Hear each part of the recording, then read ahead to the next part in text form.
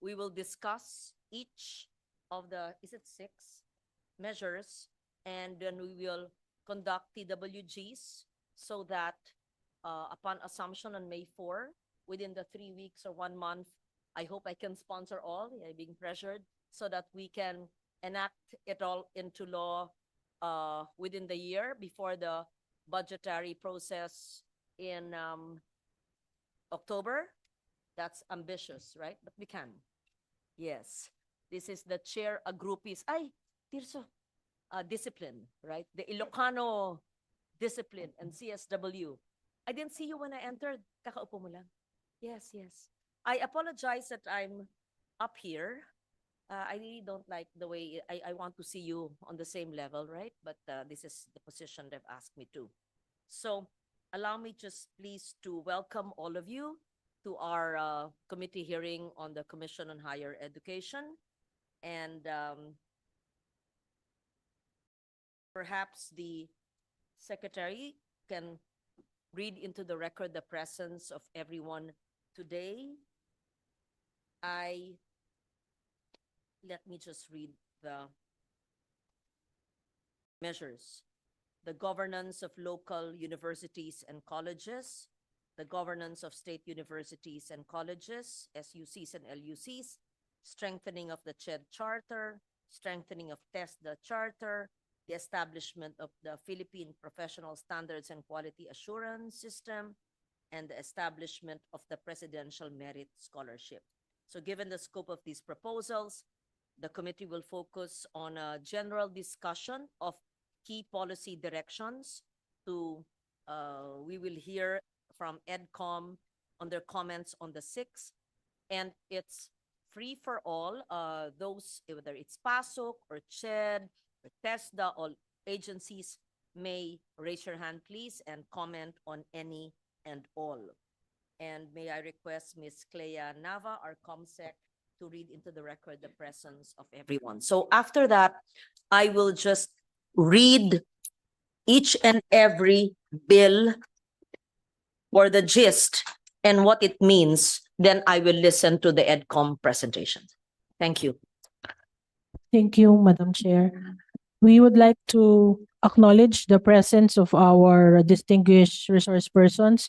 From the Commission on Higher Education, we have Dr. Shirley Agrupis, Chairperson of CHED, Executive Director Cinderella Filipina Haro, Executive Director Dr. Alma Patron, AFMS Director, Dr. Laura Landayans, UC, Office of Institutional Quality Assurance and Governance, Ms. Corina Frances Cabanilla, Office of Student Development and Services. From the TESDA, we have Secretary Jose Francisco Kiko Benitez. He is joined by Deputy Director General Alan Chester Nadate, Finance and Legal Affairs. From the Second Congressional Commission on Education, EDCOM 2, we have Dr. Carl Marquis. From the Department of Budget and Management, we have Attorney Tricia Baraan, Budget Information Legislative Service. From the DILG, we have Attorney Noel Sala.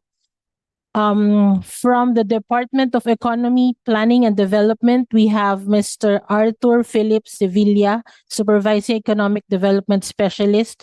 From the Department of Education, we have Undersecretary Rafaelita Aldaba. Also from the Department of Education, we have Assistant Secretary Janier Datukan. From the Professional Regulation Commission, we have Dr. Rosita Navarro, Chairperson, Professional Regulation Board for Professional Teachers. She is joined by Dr. Paz Lucido, Vice Chairperson, Professional Regulation Board for Professional Teachers, and Dr. Paraluman Hiron, also from the PRB for Professional Teachers. From the COCOPEA, we have their Managing Director, Attorney John Jacome, joined by Attorney Therese Diana Peña, Legal Counsel. From the Philippine Association of State Universities and Colleges, we have Dr. Tirso Ronquillo. From the Association of Local Colleges and University, or ALCU, we have Dr. Sheila Villanueva, Executive Director and Head Secretariat. We are also joined by Ms. Soleil Manzano from the League of Cities of the Philippines, Deputy Executive Director. From the Teacher Education Council, we have Executive Director Jenny Hoxon. We also have former TESDA Director General Ms. Irene Isaac. And we also have Attorney Alexander Cabrera, Chairman Emeritus ESG Leader Isla Lipanya, Member of EDCOM 2 Standing Committee. That's all, Madam Chair. Very much, Comsec Nava. Now, let me just go through the 6 bills. Actually, they are different numbers of bills per subject matter. But let me go to Senate Bill 1415. That is what I filed, but there are other measures filed by Senator Escudero, Senator Gatchalian, Senator Hontiveros.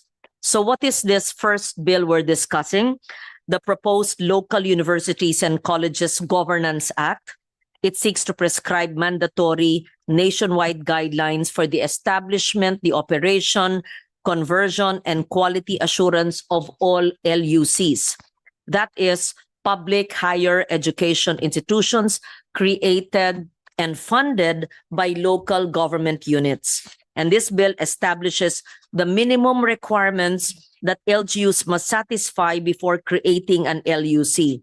It will standardize the composition and the powers of the LUC governing boards, defines clear roles for the Commission on Higher Education and TESDA as joint regulators, mandates the alignment of LUC programs with labor market needs, and creates a dedicated oversight body with CHED. I will no longer read the whole current legal and policy framework. I will also no longer read the problem definition because there are a lot. And let me go through, I will no longer read again the proposed policy changes because this is embodied in the bill, but allow me to put on record my very voluminous and briefer for this proposed measure.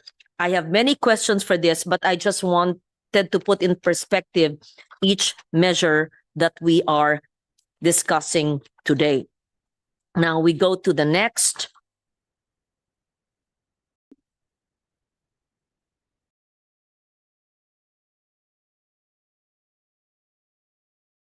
There are 2 Senate bills. One is filed by Senator Lapid, the other is by this representation.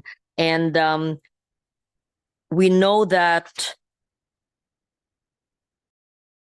RA 8292, or the Higher Education Modernization Act, way back in 1997, governs all state universities and colleges in relation to the composition and powers of the governing boards. 3 decades later, the structural problems have emerged that the law is no longer equipped to address.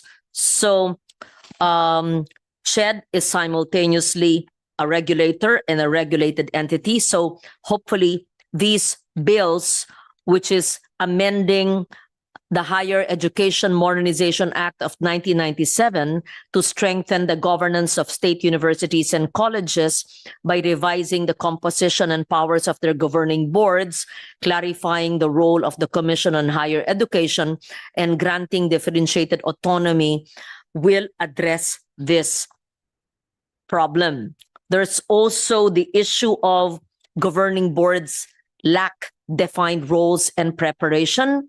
And all SUCs are regulated identically regardless of performance. Again, I will no longer read the explanations on the statements I made. There are proposed policy changes that clarifies the roles of CHED and the SUC governing board, which is enshrined in the bills. It also strengthens the governing board. It prepares the SUC leadership. It has proposals on differentiated autonomy and Philippine Higher Education Academy and other provisions. The questions will be asked later. Let me go to the third.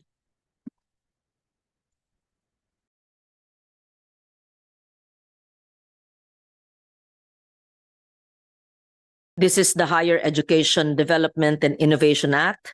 There is a bill by Senator Estrada and by this representation.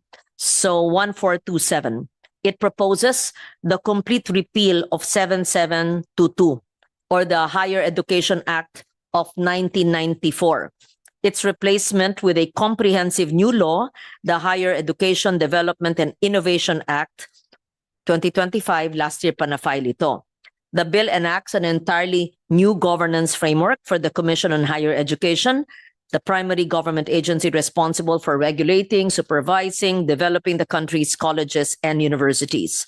We all know the Philippines has 1,911 higher education institutions, enrolling approximately 5.4 million students, according to CHED data in September of last year. I'm not sure if this is accurate today. Yet this large sector operates under a governance law enacted over 3 decades ago. And sometimes I wonder, it baffles the mind why it took us this long to amend it. And when total HEI enrollment was less than a third of the current levels, and the K-12 reform had not yet been conceived, and the global shift towards competency-based, qualifications-aligned, and internationally benchmarked education had not yet occurred. The fundamental problem is institutional.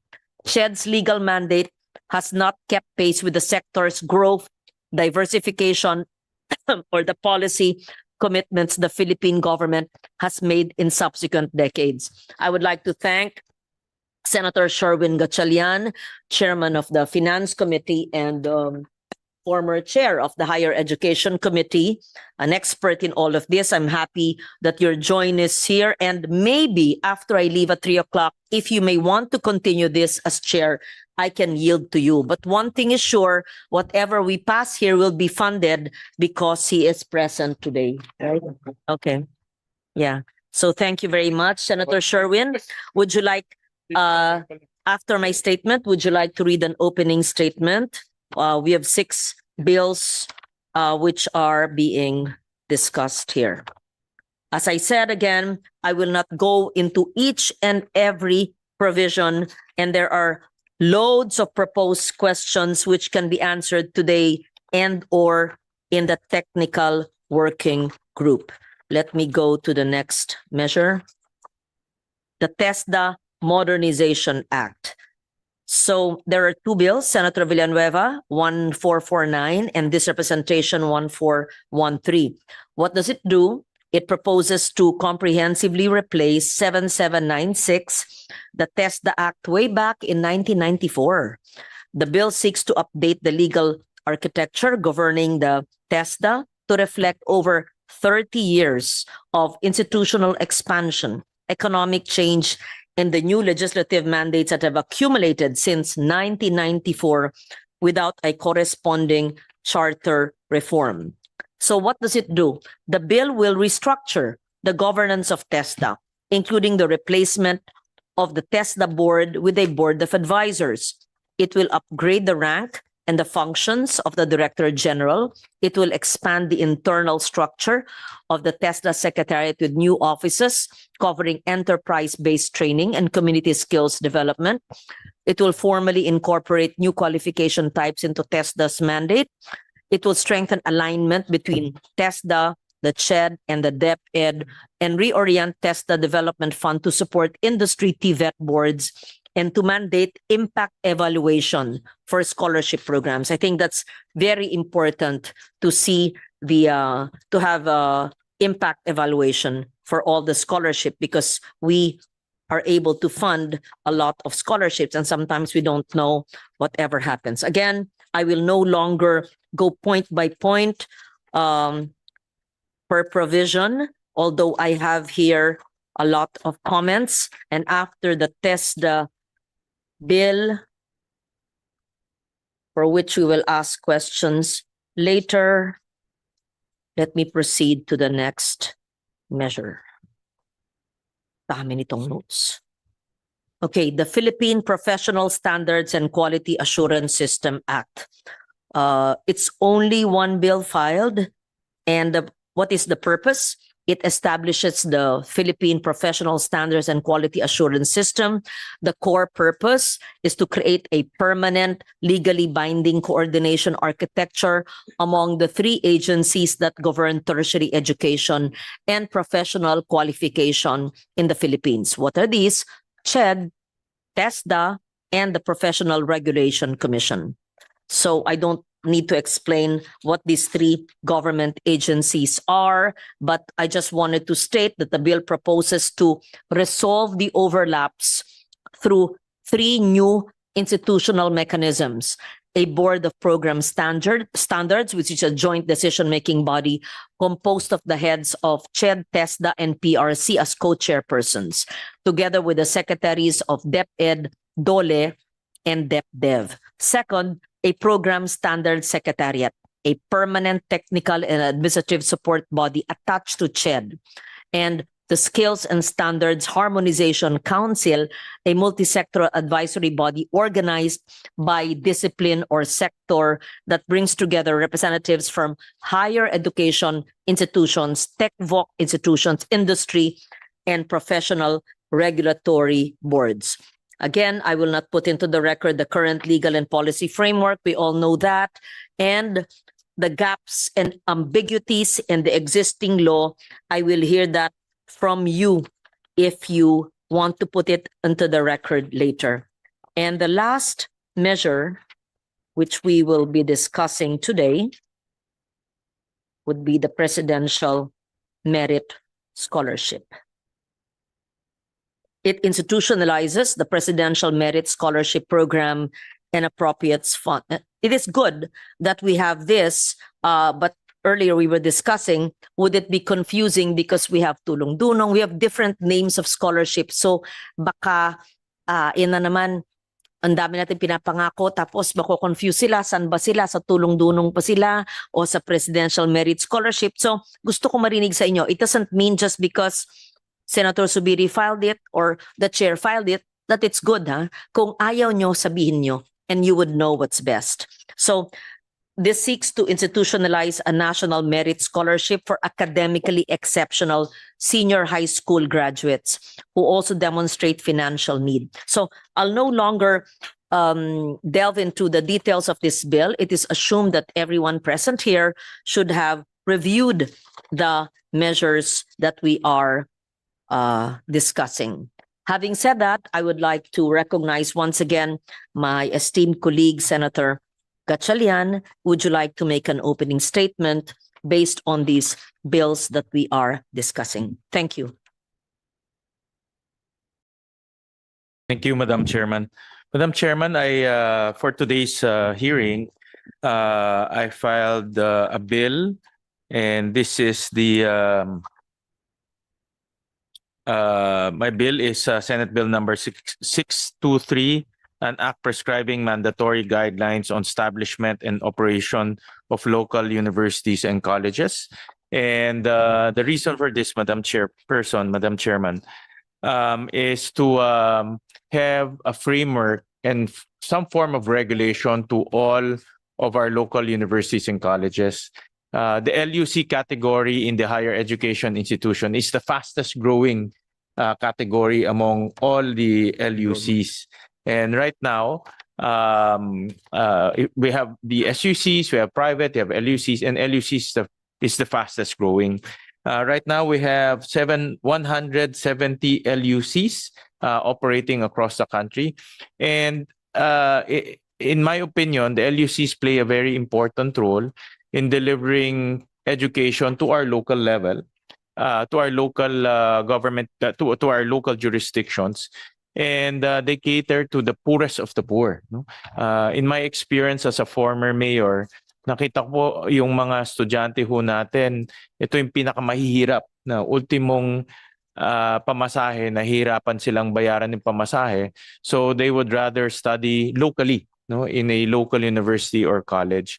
On top of that, LUCs are normally attuned to the local needs of their locality. For example, kami sa Valenzuela, our LUC, yung pamantasan ng lungsod ng Valenzuela, we offer courses that cater to our business community, to our industries.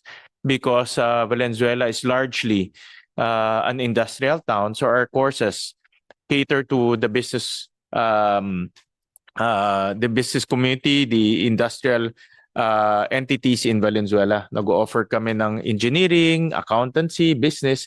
So yung mga nag-aaral po sa PLV, ang job offering nila doon din sa Valenzuela.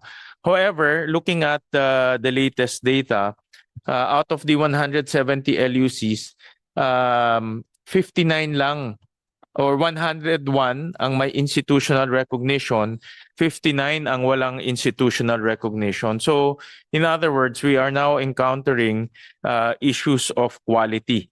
No? 34% ng mga LUCs walang institutional recognition. Kung walang institutional recognition, that means may problema sila sa quality, may problema sila sa mga requirements ng CHED, and in effect, hindi rin sila makakakuha ng free higher education. No?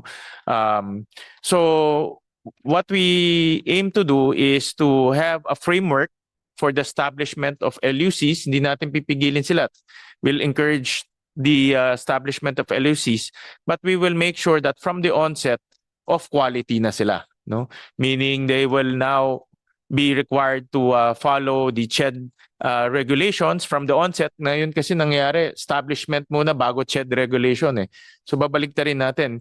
They have to follow CHED regulation before establishing so that we will be assured that the LUC is of quality. So, Madam Chairperson, this is in essence the proposal that I set forth to this committee, and I hope that the committee can pursue the discussion, and also we'll get inputs from our resource person on how to improve this proposal further. Thank you. Thank you for that. And just for the record, Senator Gatchalian, aside from being chair of the Committee on Finance, is also vice chair of this committee. And that's a reason also why we made that the first bill to be considered. Because you're correct, 170 LUCs, but only, I don't know if you mentioned it, 111? 111. Yeah, hold valid institutional recognition. So over a third of the publicly funded operate without meeting the minimum requirements. So we have to settle that problem. I gave an overview on the 6 measures. May we hear from EDCOM? Are you ready? What you will present, is it different from what we already said? Because if it's different, we will listen. If it's repetitive, then we can just go to the discussions. We could focus, ma'am, on the points that were not yet mentioned. O sige. Yes. Okay, please proceed. All right. Can we have the slides, please?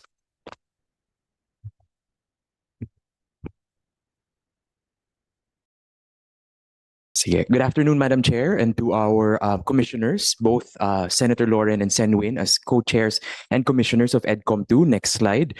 Also to all of our partners in education. The measures under discussion for the committee today are priority measures of EDCOM for the 20th Congress, and these are the 6 measures that have been put forward by our legislators in our 3-year work of studying the different challenges of TVET and higher education.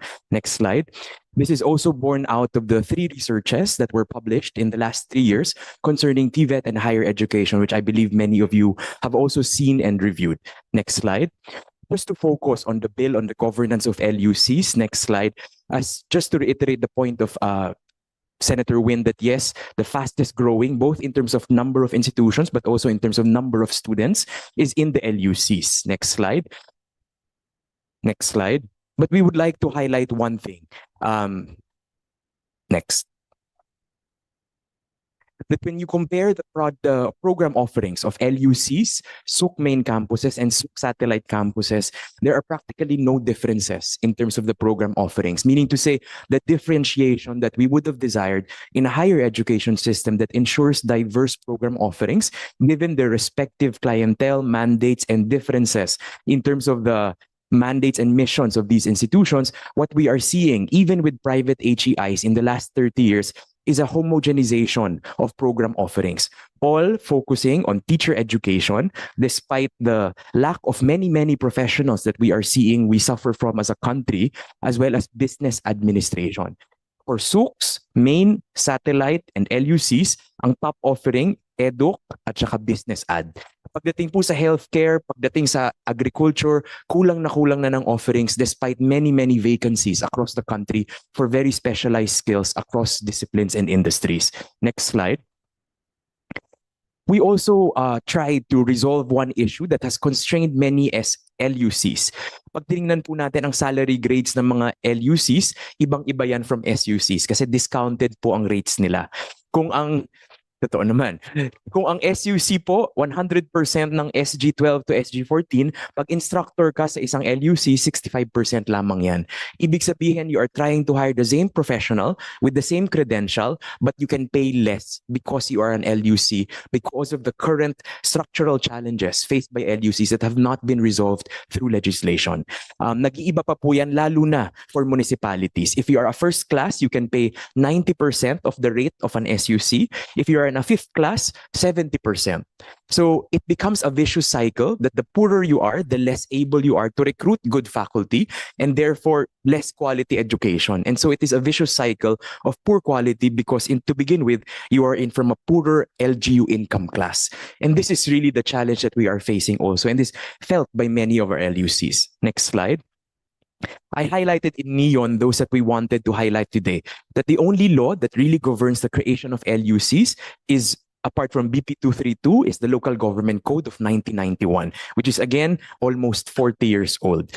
The varying levels of receptiveness towards regulation, which was mentioned by the chair, by Senator Win, but also to highlight, bago po magkaroon ng universal access to quality tertiary education, which was authored by our esteemed legislators today, practically very few or almost no LUC was looking for CHED recognition. The only incentive was because it was suddenly tied to scholarships that were given through free higher education, that suddenly they are asking for CHED recognition, giving us a sense of quality assurance. But even so, there are multiple LUCs still without QA mechanisms, still without compliance to CHED recognition. Next slide. And so what are the proposed features of the bill? It creates mandatory guidelines for establishing and operating LUCs.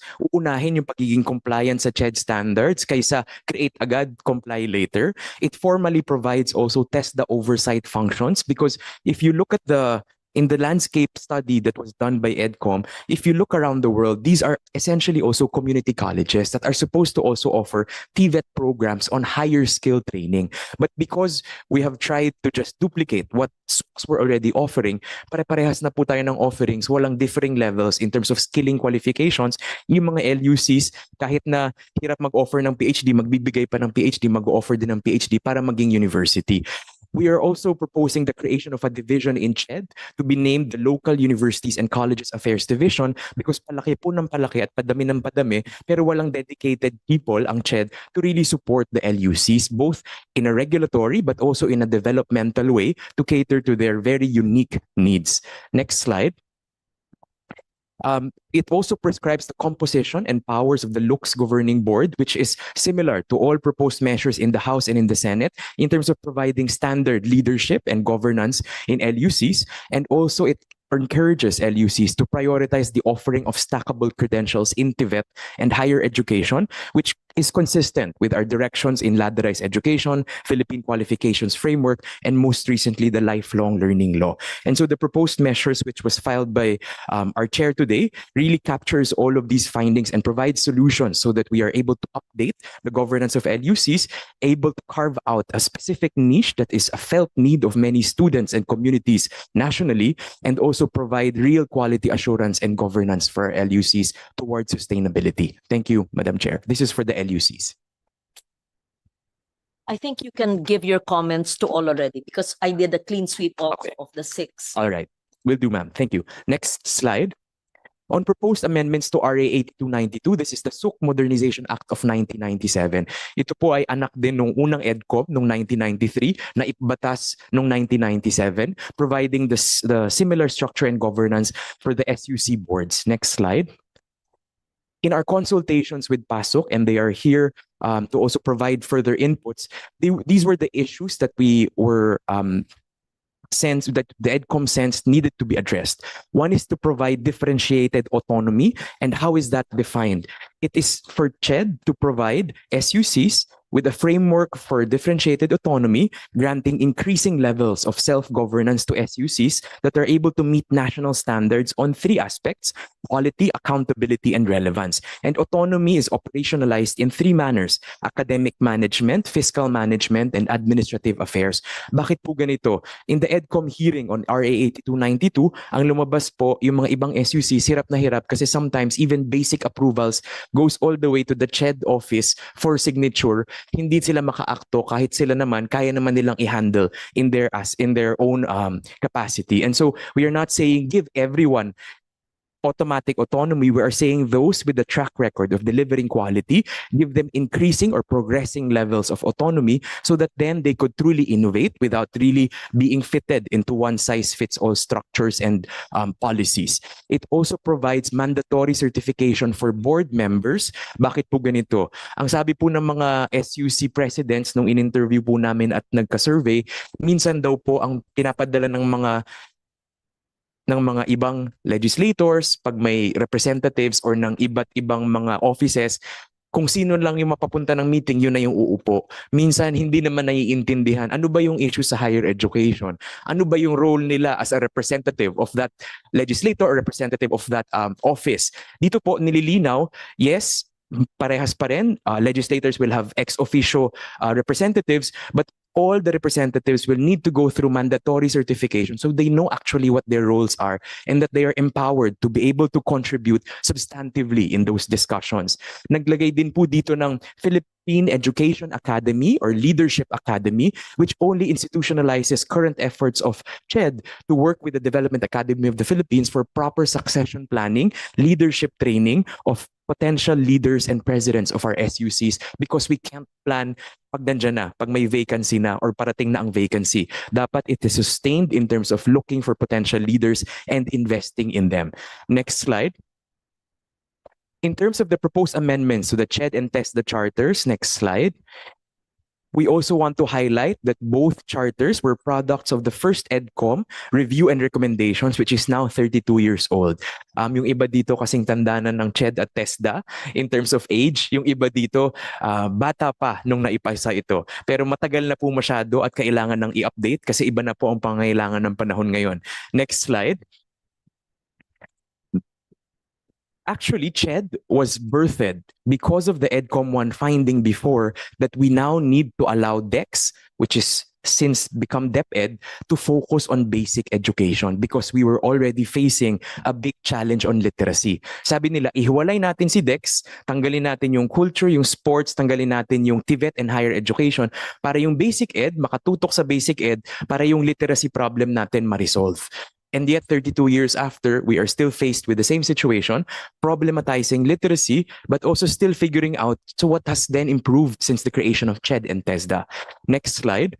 When it comes to CHED, these were the findings of the first EDCOM. Large enrollments, but distribution is imbalanced. Underinvestment and poor quality, lack of fit between programs and graduates versus employment and needs of society. And maybe we will ask our different stakeholders today to respond if this is still the problems we are facing today or no longer, as well as limited and underdeveloped graduate education. More or less, we are still facing similar concerns today, 32 years after the creation of what should have been the governance response to solve these constraints. Next slide. TESDA, on the other hand, was a consolidation, actually, of three different units: the NMYC, the BTVE, and the Bureau of Local Employment under DOLE. Next slide. The intention, according to Senator Herrera in 1991, was for the authority to primarily be responsible for planning, coordinating, and monitoring technical education and skills development in both public and private sectors. But what has happened since? TVET has grown significantly with more than 4,000 TVIs today, but also the TESDA has not just become oversight, they are also still offering through public TVIs nationwide. Next slide. As has been alluded to earlier, since 1994, hindi po nabawasan, nadagdagan pa ang trabaho ng CHED at ng TESDA. Talagang napakaraming batas adding responsibilities, but sometimes not adding people, sometimes not adding resources to the work of both CHED and TESDA. This is for CHED, and the next slide is for TESDA. Talagang marami pong additional responsibilities. Kaya pag tiningnan po natin yung charter nila from 1994, ibang-iba na sa ginagawa today. Hindi po siya exhaustive, ma'am. Kasi hindi na magkasya. Masyadong madami. Sorry. Apologies. Baka hindi alam ng TESDA kasi, noong 207, meron niya yung barangay kabuhayan sa 4th and 5th and 6th. Wala dyan eh. Yes Kasi po. ako yung principal author no, kaya sabi ko. May 2000 special provision po kami sa GAA for that. 2007 or 15? 208. O yun, 2008. 18 years ago. O yun, Wow. naalala ko pa yung batas ko noong 2008. Bata pa tayo noon. So yes, ma'am. So lahat tayo nadagdagan ng wisdom, sila nadagdagan ng trabaho, pero kulang ng tao, yung mandato iba pa base sa batas noong 1994. Next slide. In our hearing, sabi po ng CHED ni Director Biglete na dating CHED Director, sabi niya in terms of monitoring and evaluation, CHED is really so limited. Dumami na since 1994 ang number of HEIs, dumami na ang number ng programs, pero yung tao talagang napakalayo pa rin. Next slide. This is an example, Madam Chair, of the ratio of CHED personnel versus the number of college programs they actually need to supervise. In CHED Region 4, for example, or Calabarzon, there is only one person, assumedly, for 191 programs to monitor during the year. Paano mo iisa-isahin lahat yon? And this even includes already the admin personnel, yung utility, yung security guard, yung driver. Kaya pag sinabi natin quality higher education, how will we do that when one person needs to monitor about 400 programs because of the high number of programs and responsibilities given to CHED, including scholarships, among others. Next slide. Ganon din po sa TESDA. The blue line is the authorized position. The yellow line are the number of TVIs they would need to oversee. Yung programs po, doble pa niyan. Next slide. The budget allocations also have increased tremendously. Just in the last 10 years, for CHED, talagang bumulusok, and also for SUCs, yung budget nila. In the first report of EDCOM in 2024, ang lumabas po doon parang quadrupled 600% increase in budget of CHED since before, pero ang taong nadagdag 100 or 200 people. Next slide. When it comes to TESDA budget, from 1994, with less than 1 billion, it is now reaching up to 22 billion, but the manpower has also barely increased through the years. Next slide. For the CHED Charter, the following amendments are proposed. Next slide. First, to establish again a system of classifying HEIs based on differentiated autonomy. And what do we mean by here? Madam Chair, today, ang lahat ng universities sa Pilipinas at lahat ng colleges, pag hindi maging kamukha ni UP na may research, na may graduate degrees, na may research publication, bawal maging excellent, hindi kayang maging quality, walang autonomy. That is not realistic in a higher education institution and sector that must cater to different mandates, different programs. Sana po yung iba dapat can focus on skilling without being required for all of their faculty to have PhDs and research publications. We are working on a one-size-fits-all model of quality which no longer fits the context of our country and our society today. Next slide. Next slide. It also creates an office to institutionalize, ladderized education and micro-credentials and non-traditional learning, which is really the direction of the world in the years ahead. All of this will be stackable credentials, but we have no capacity currently to figure that out proactively. Next slide. For the TESDA Charter, Madam Chair, next slide. The proposed amendments are as follows: to replace the board of TESDA currently to become a board of advisors, because ngayon po, ang TESDA Director General parang executive director. Kailangan ang lahat ng approvals pupunta sa board, at yung board minsan from 11 people, minsan nagiging 22 people because kayang dagdagan ng presidente, depende kung gaano karami niya gusto. Pag sinabing 30, 30, bago magka-quorum talagang hindi na maabot-abot yung number na kailangan, and lahat ng approvals, even setting of fees to be charged for each program pumupunta sa TESDA board, and it really straitjackets the agency in being able to move fast. Ang training regulations, any new guideline needs to go through the board and meets only several times a year. Kaya nadidelay din po ang paglabas ng program.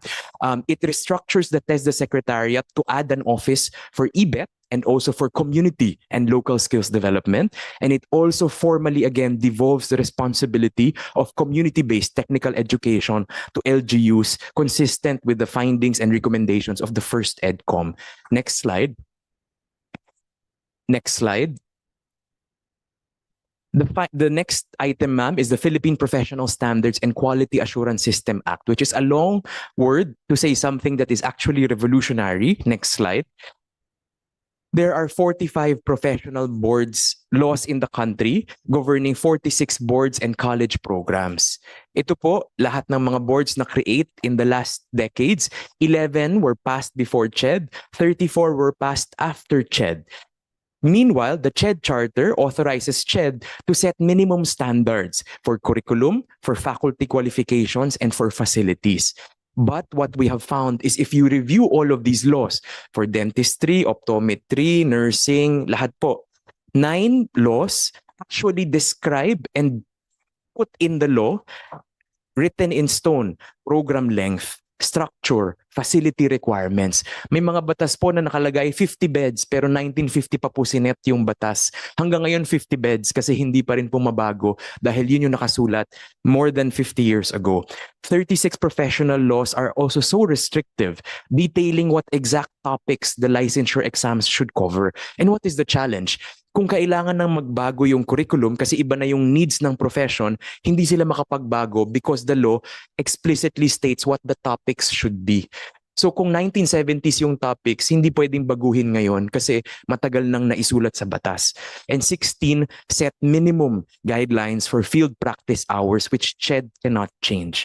But also there are no mechanisms for either CHED or PRC to discuss and solve these overlaps in mandate jointly. Next slide. These are the listing of some of the laws for pre and post CHED creation.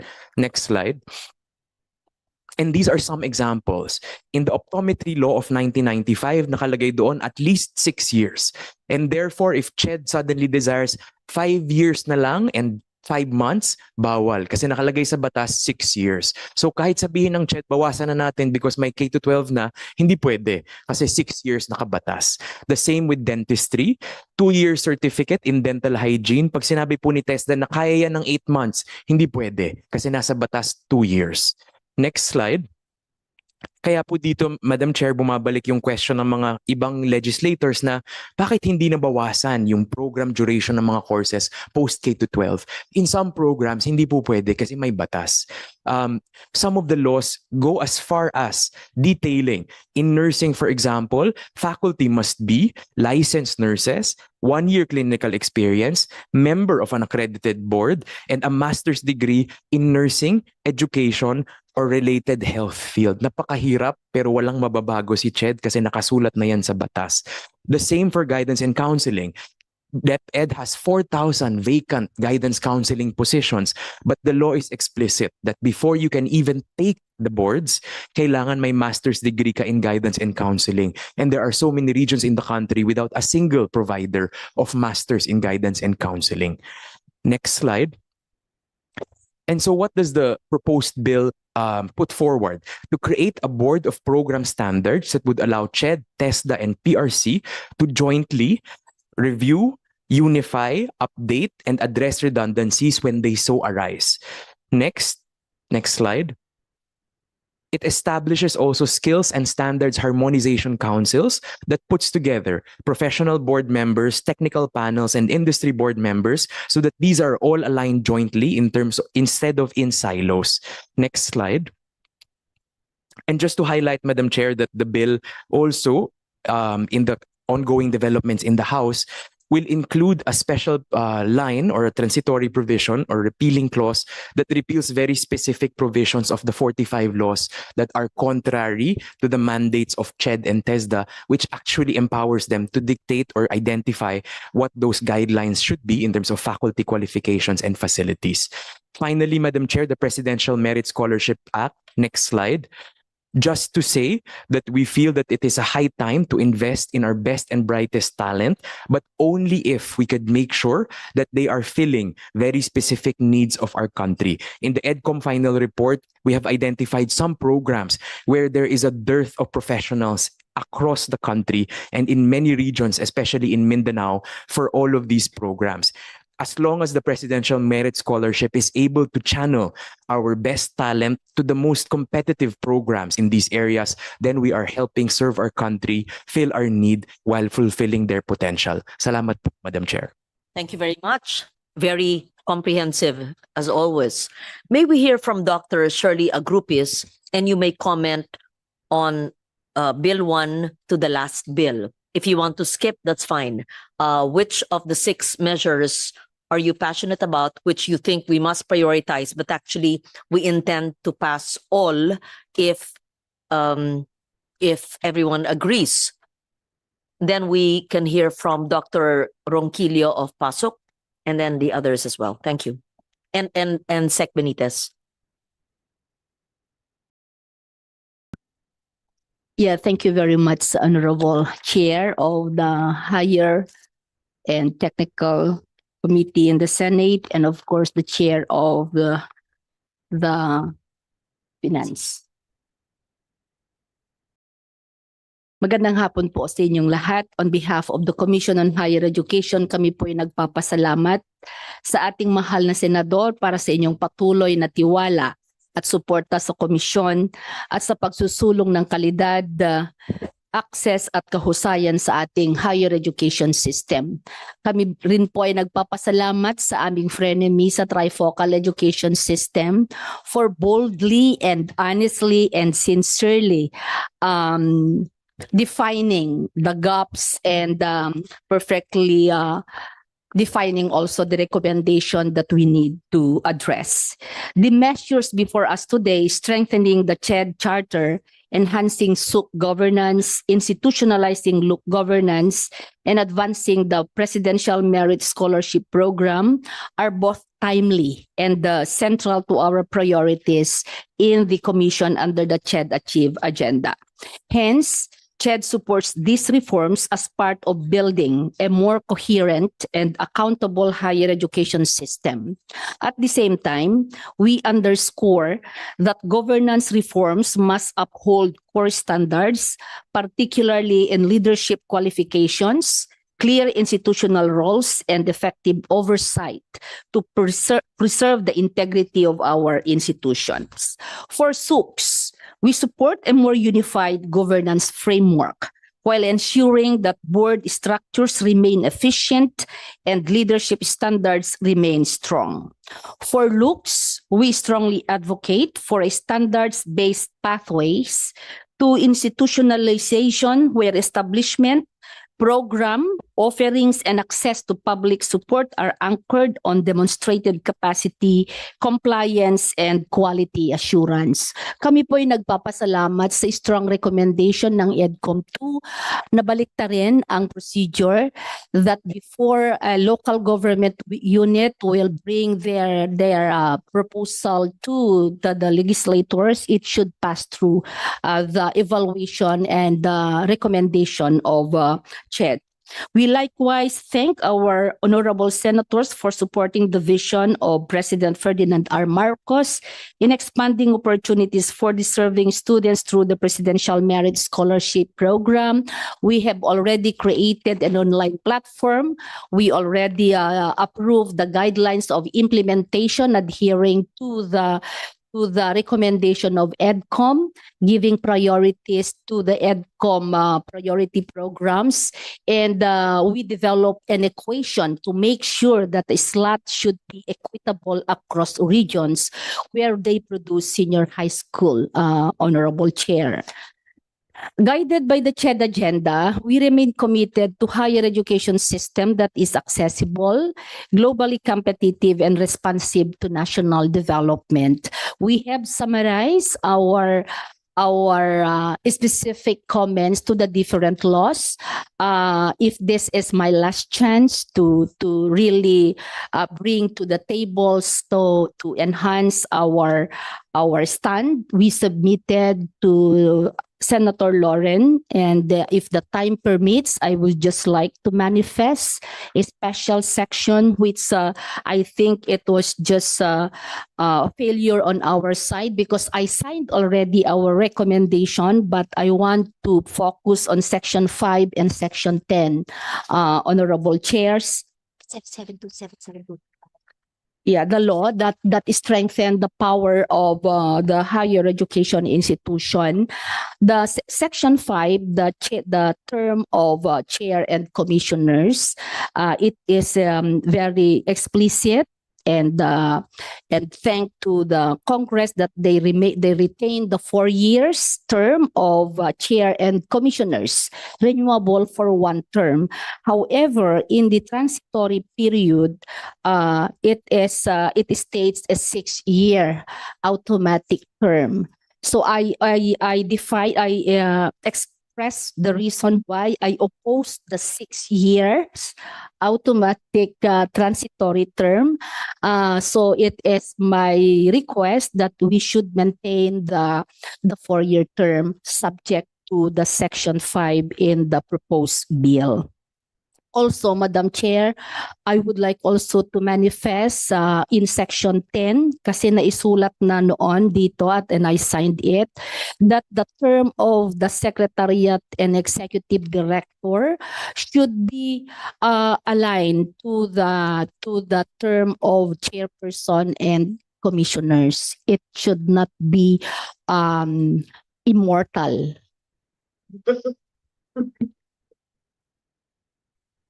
Because they are all presidential appointee. And 6 years and immortal is too long for an inefficient commissioners or executive director. Thank you. You did not comment on the others. Did you finish the 6? Yes, Madam Chair. And you All the submitted- rest are written in Are our... written and submitted Yes, to po. the record. Yeah, Thank what I brought out here are those not covered in our In the manifestation submission. submitted. Thank you. Do we have a copy of that? The submission, yes. May we hear from Pasok, Dr. Tirso Ronquillo. You may comment on the 6 bills, or you may specify which applies to Pasok, to the SUCs. Thank you. Good afternoon, my dear colleagues in government service. Of course, first and foremost, to the chair of the Committee on Higher and Technical Vocational Education of the Senate, Senator Legarda, and of course, the chair of the Senate Committee on Finance, Senator Gatchalian, to all our friends from the Commission on Higher Education, from TESDA and from EDCOM, to all of us, magandang hapon po. The 113 state universities and colleges are thankful of this opportunity to express our position on some bills that will affect or will shape our SUCs in the coming years.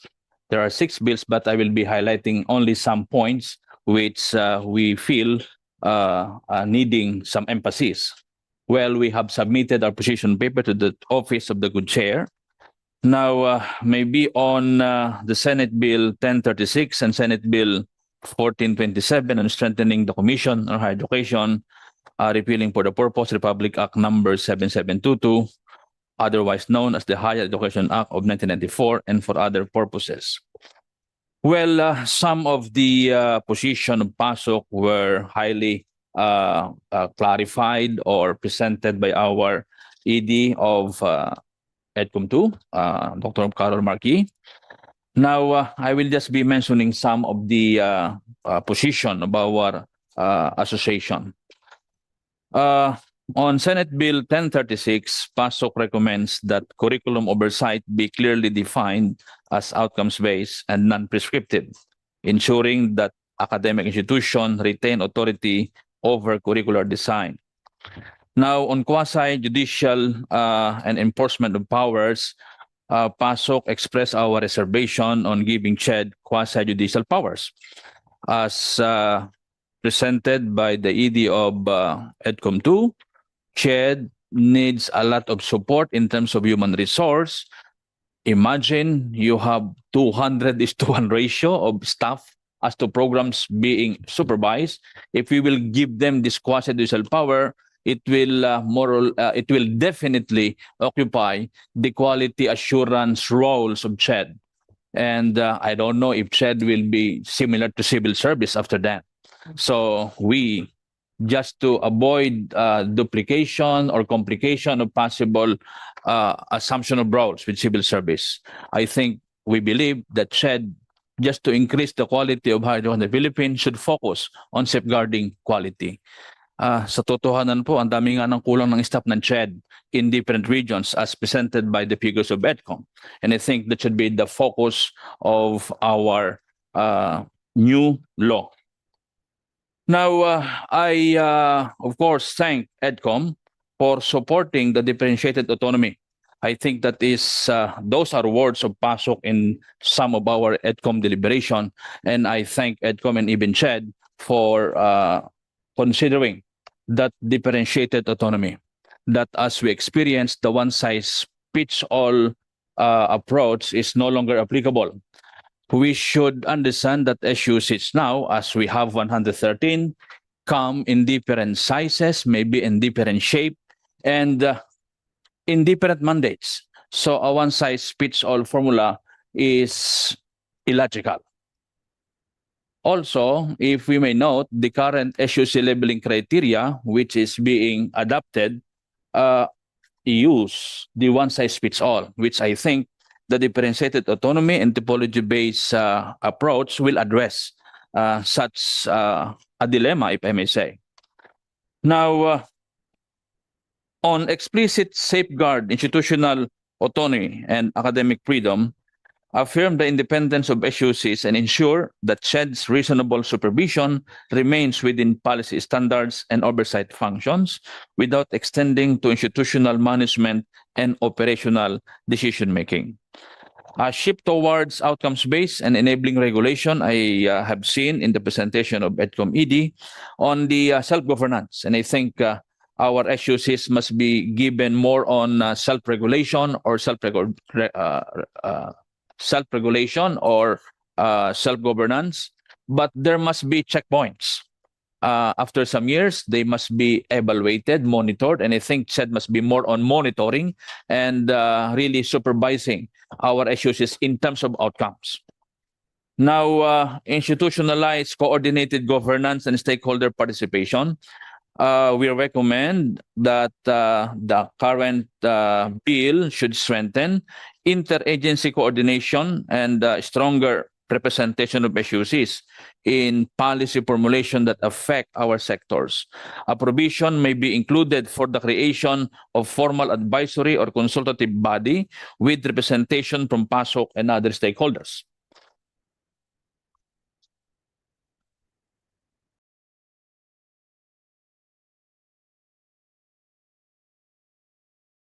On the, Madam Chair, I will now be going to the Senate Bill 706 and Senate Bill 1414, amending Republic Act 8292 to strengthen the governance of state universities and colleges. Now, on governing boards, power and role clarity. PASOK supports professionalized governing boards that exercise policymaking, strategic oversight, and fiduciary accountability. However, governing boards must not assume operational or managerial functions which remain vested in the SUC president as chief executive officer, consistent with Republic Act 8292. On differentiated autonomy, that's also included in the same bill. The introduction of differentiated autonomy is among the most significant reforms in Senate Bill number 1414.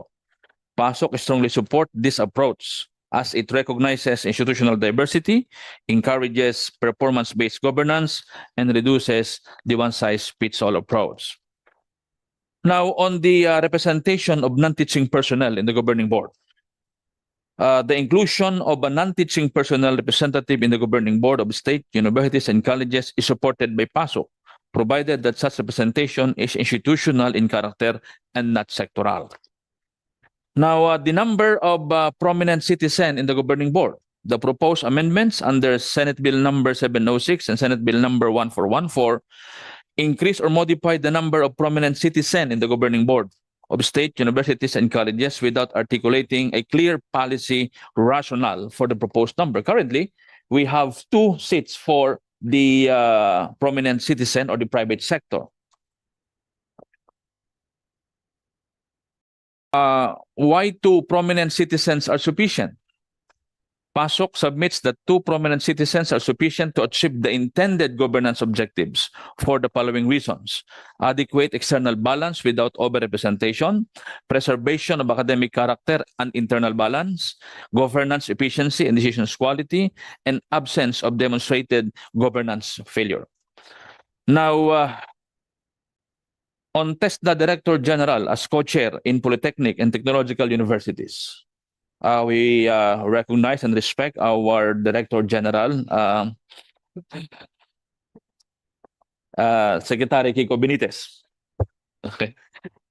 PASOK recognizes the importance of close coordination with TESDA. However, designating the TESDA Director General as co-chair of SUC Governing Board is not advisable, or we pose our serious reservation on making TESDA Director General the co-chair of SUC Governing Board. Why co-chairmanship is problematic? PASOK respectfully submits that designating TESDA Director General as co-chair of SUC Governing Board raises significant governance concerns. First, blurring of institutional jurisdiction. As co-chair role implies shared leadership over institutional direction. TESDA as an external regulatory and implementing agency does not have constitutional or statutory responsibility for governing degree-granting higher education institutions.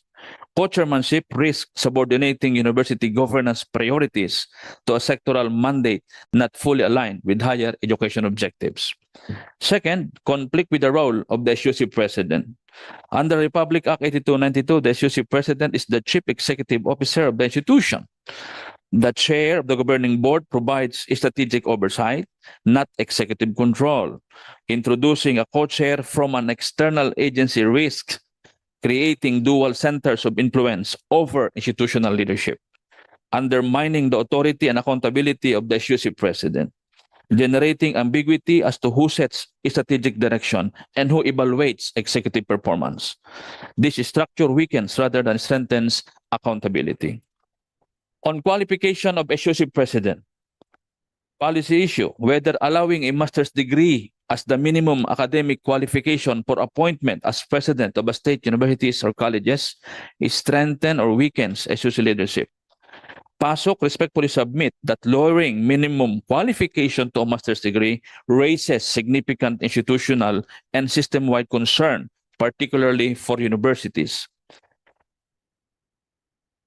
The SUC president as academic leader. SUC president is not merely an administrator, but chief academic officer.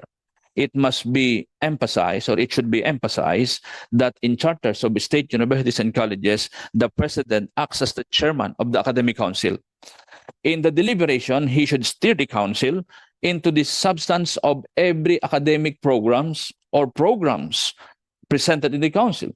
How can we expect the chief academic officer to interact fully well if the qualification is subsumed to any of the member, or I may say lower than any of the member of the council? I think to preserve the academic integrity of the university, and of course, Madam Chair, if the president is master's degree, we cannot avoid a very arrogant academic council member or any of the university's stakeholder will say, sino naman yung presidente, hindi naman tapos siya ng doctorate degree. We don't want our president to be humiliated by any member of our academic community. So the president must have the highest ascendancy in the university in terms of academic qualification. on 6-year term with the reappointment of SUC president. PASOK support retaining the current 4-year term, renewable once for another 4 years for the following reasons. I think this aligns with the thoughts of our SED chair, Dr. Agrupis, on the matter. Balance between stability and accountability. A 4-year term provides sufficient time for a president to implement a strategic initiative while allowing earlier performance review. Imagine if you are running the president for 6 years, the board may not intervene or cannot intervene until the end of the 6 years. While if we can evaluate the running president for 4 years, then we can decide whether we can allow the president to continue running the show or running the university. Now, as initially articulated, 6 years is too long for a bad president, but 4 years is too short for a good one. Hence, we should give the president, after meritorious evaluation, another 4-year term.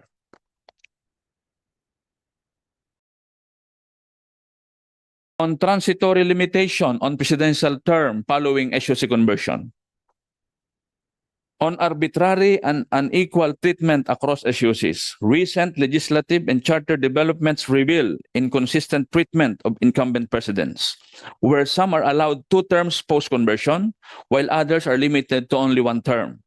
This divergence, absent clear and uniform standards, introduces arbitrariness in policy application and raises concerns on equity among institutions and predictability of governance rules. On the importance of performance-based continuity, PASOK reiterates that the 4-year performance evaluation serves as a built-in safeguards and clear decision point for reappointment, enabling governing boards to determine leadership continuity based on demonstrated performance. As we may check, Madam Chair, Mr. Chair, there are charters of SUCs that allow, after conversion to state college, some president to go for 2 terms, and the other is limited to only 1 term. Our position is the reappointment is not automatic. After a term, a president can be evaluated, and the board may decide if he really merits reappointment. I think instead of gambling and, after all, finding a bad one, why not evaluate the good one? And if he merits reappointment, I think he must be given. Just to tell you the situations on the ground, Mr. Chair, Madam Chair, there are SUCs where there are no applicants. We can find hard time having good presidents. Now, if you have good president, why not allow after 4 years? And I think systematic evaluation to continue running the university, because, you know, maybe the problem of our education system now is we lack quality leaders that will really be at the helm of running the university in terms of academics, in terms of research, and in terms even of good governance. So I think we must allow the good ones after meritorious evaluation. Now, maybe on the last part, Madam Chair, this is on the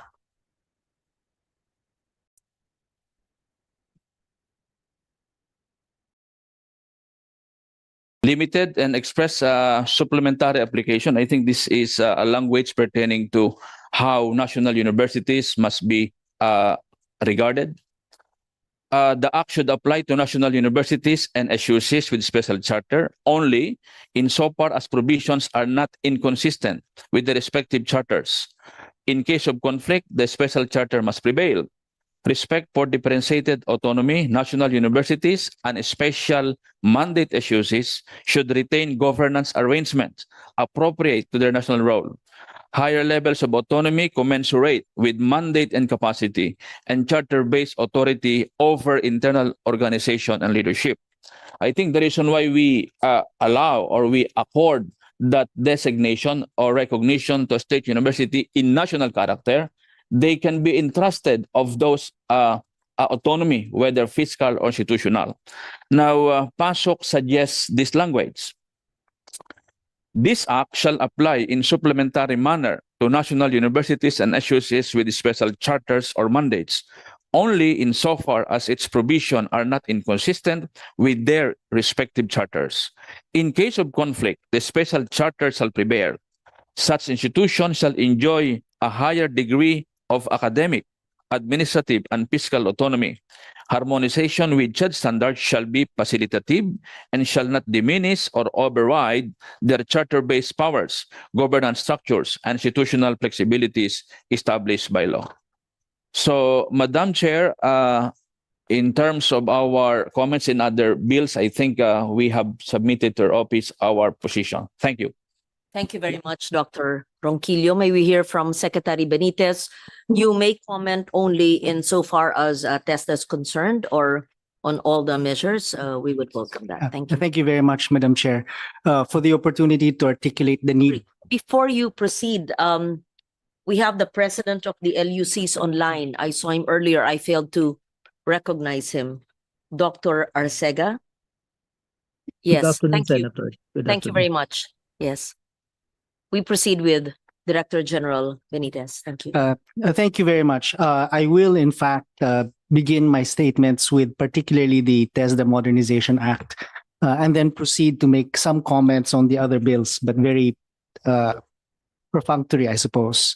We would like to thank the committee and Madam Chair for the opportunity to articulate the need to further modernize and strengthen TESDA, particularly in the technological shifts in the world of work towards skills training and more particularly lifelong learning, as well as the establishment of an awareness of the seamless occupational pathways and career progressions that the PQF National Coordinating Council and the three trifocal education agencies are endeavoring to put together even as we speak.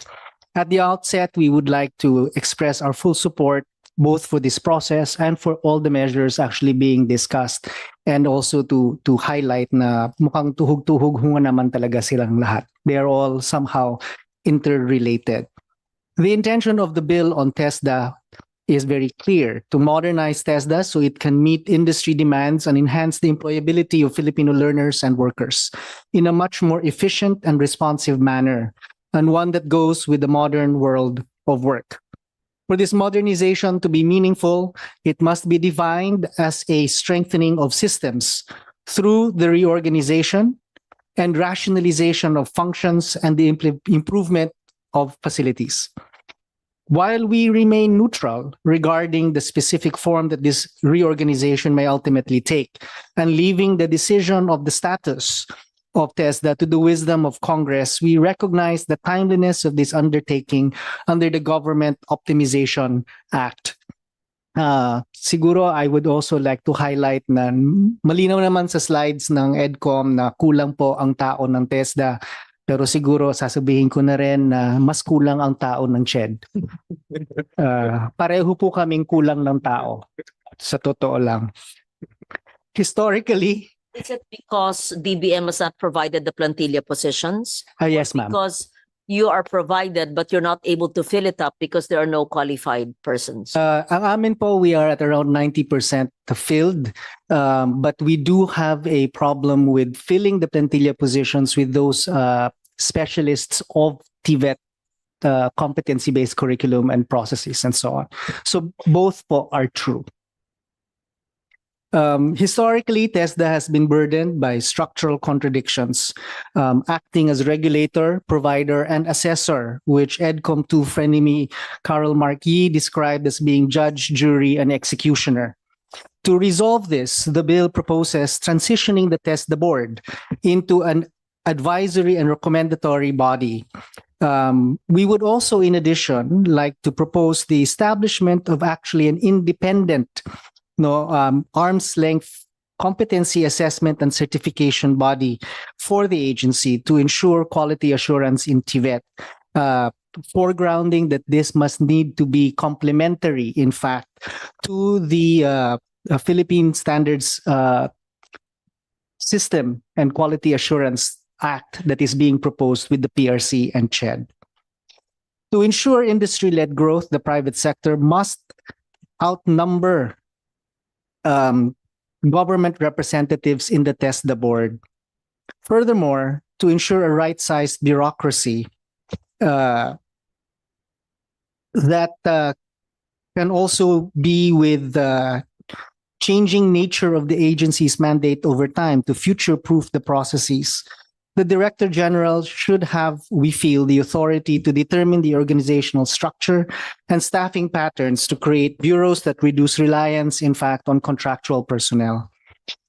We must also empower our regional and provincial TESD committees to tailor policies to unique local contexts and industry TVET boards to provide direct policy and curriculum alignment, participation in policy and curriculum alignment, in particular with developing workforce development plans and local labor market intelligence systems.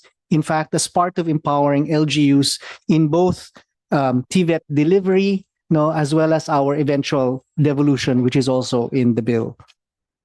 Regarding the devolution of TVET functions to LGUs, we are committed to ensuring that affected TESDA personnel are not displaced, providing for their retraining and transfer as LGUs assume greater responsibility for community-based training and delivery. This assumes, after all, that LGUs have the readiness to take charge and responsibility for community-based training. Not all LGUs are like Valenzuela, Madam Chair.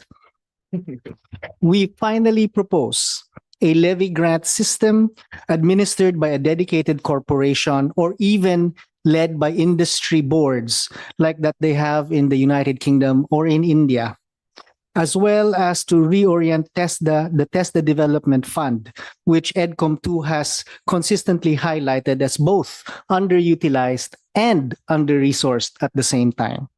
The TESDA Development Fund will be used to strengthen the professional development of TVET trainers and assessors and modernize training infrastructure and delivery, for which TESDA generally does not have scholarship funds for, in spite of the growing scholarship budget given to TESDA. TESDA feels that the TESDA Development Fund must be earmarked for modernization, both for industry-grade machinery, AI-driven platforms, and advanced simulators, but also the human infrastructure needed to maximize these facilities in priority sectors as dictated, in fact, by central government priorities. By legally anchoring digital systems like TESDA's Skills Passport and micro-credentialing, Congress will equip our workforce with the tools to navigate the future of work and hopefully ensuring alignment and coordination of educational delivery through LUCs as well as through community-based TVET across the trifocal agencies and PRC through the alignment with, in fact, and the orchestration of the Education Workforce Development Group. With regards to the LUC governance, TESDA will be submitting to the committee, Mr. Chair, our official paper, as well as for the Philippine Standards and Quality Assurance Act, only to highlight, though, at this point, that it is very clear that there is a need within the ecosystem of education for the function of what in the United States is called a community college and what in Australia is called the TAFE. No, this is a missing piece. And so whether we address this through a typology or a differentiated autonomy, whether this is addressed in terms of giving TESDA programs or TVET programs within LUCs and or as Dr. Ronquillo has already proposed, not have TESDA, right, as a co-chair of the board, so long as the function and intent of ensuring workforce development and planning and delivery cuts across the entire education system of tertiary education in particular. TESDA is here to find ways to ensure that that gets conducted and done. For the CHED Charter, TESDA supports its strengthening. As already mentioned, it's very clear that we have similar needs in terms of modernization.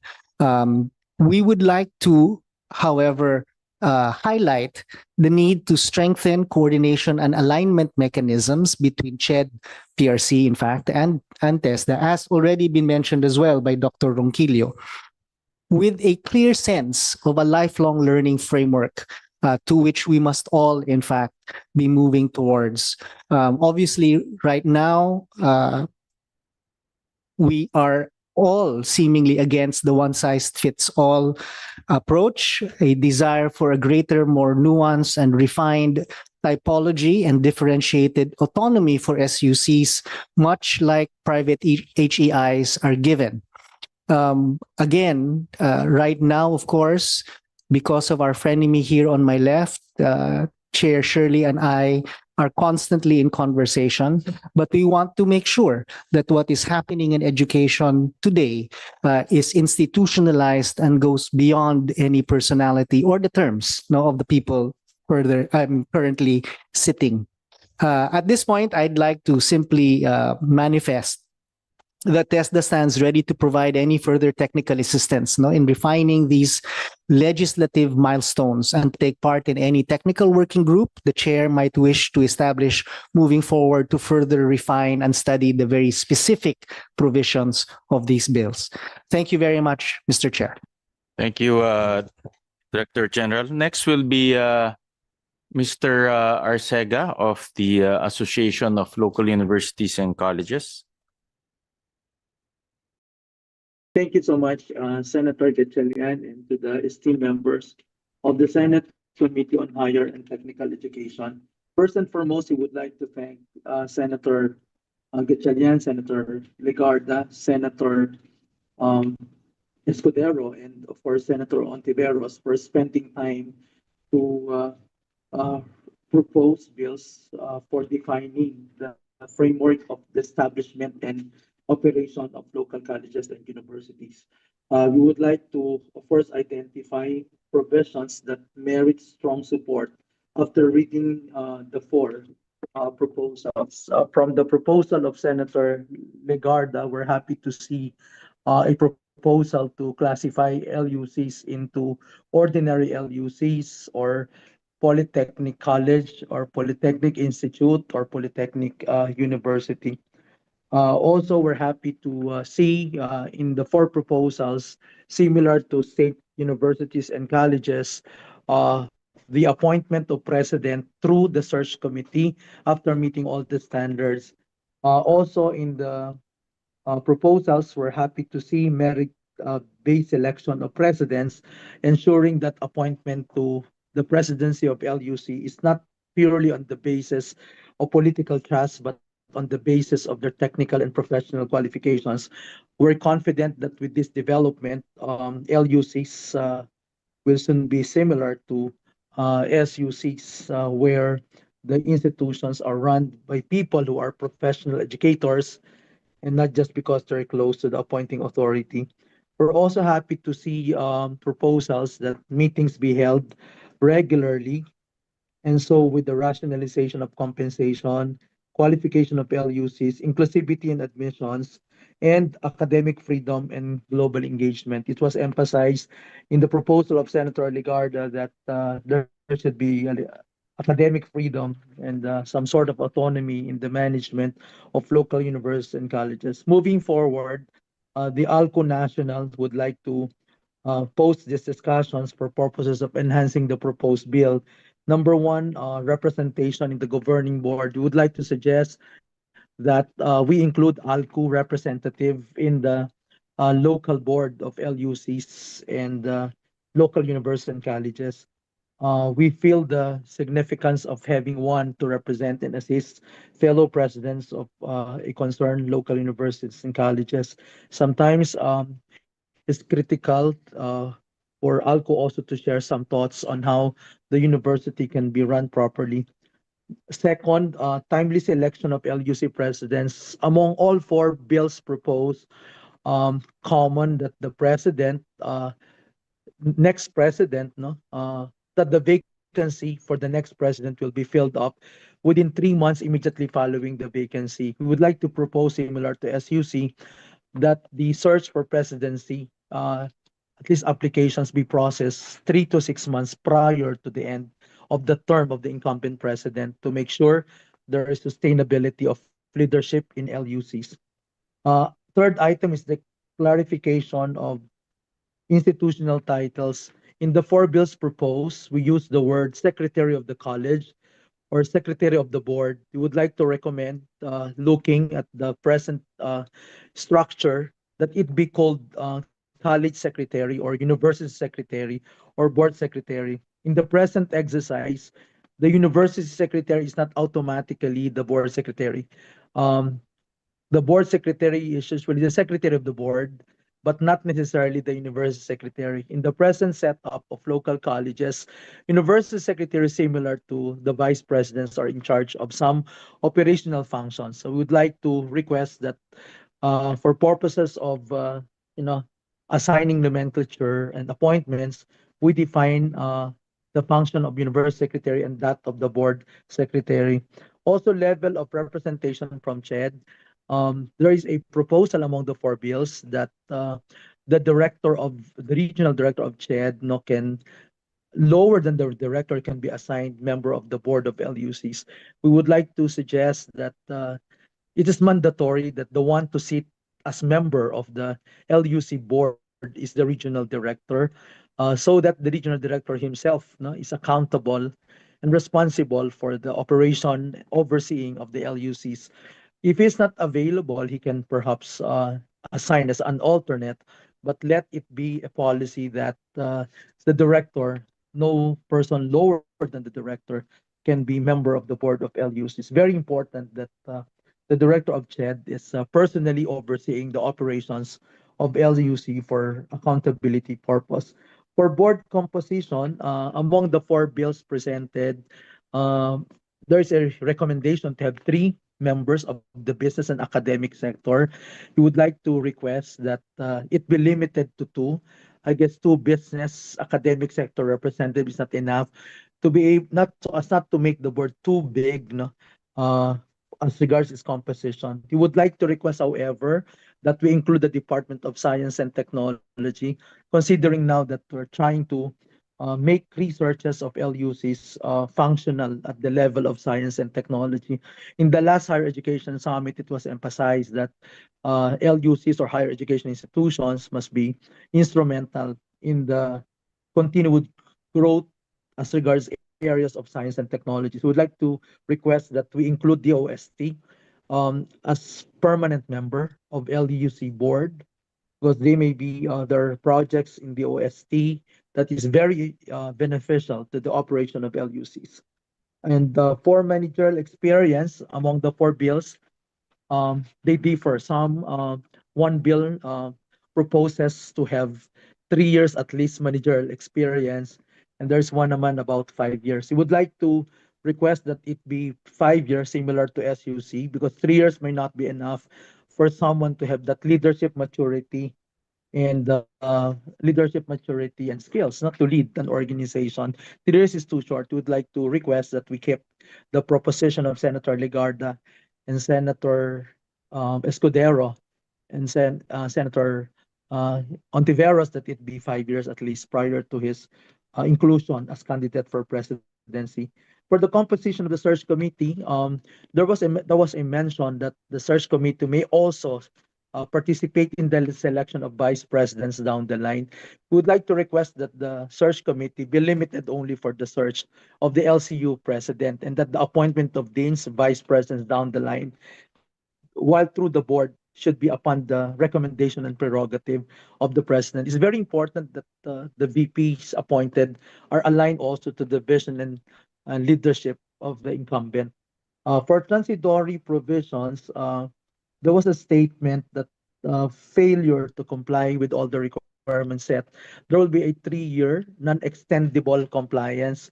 I would like to request from the proponent of these 4 bills to consider that the period be not fixed in 3 years, because not all LUCs have the same financial capability to fix the requirements, and we don't want to see an action or a decision asking the closure of an LUC because there are a lot of students in that LUC dependent on the operation of LUCs. We would like to request, with the kindness of the committee, that it be not exactly 3 years non-extendable. As we all say, there is no one size that fits all.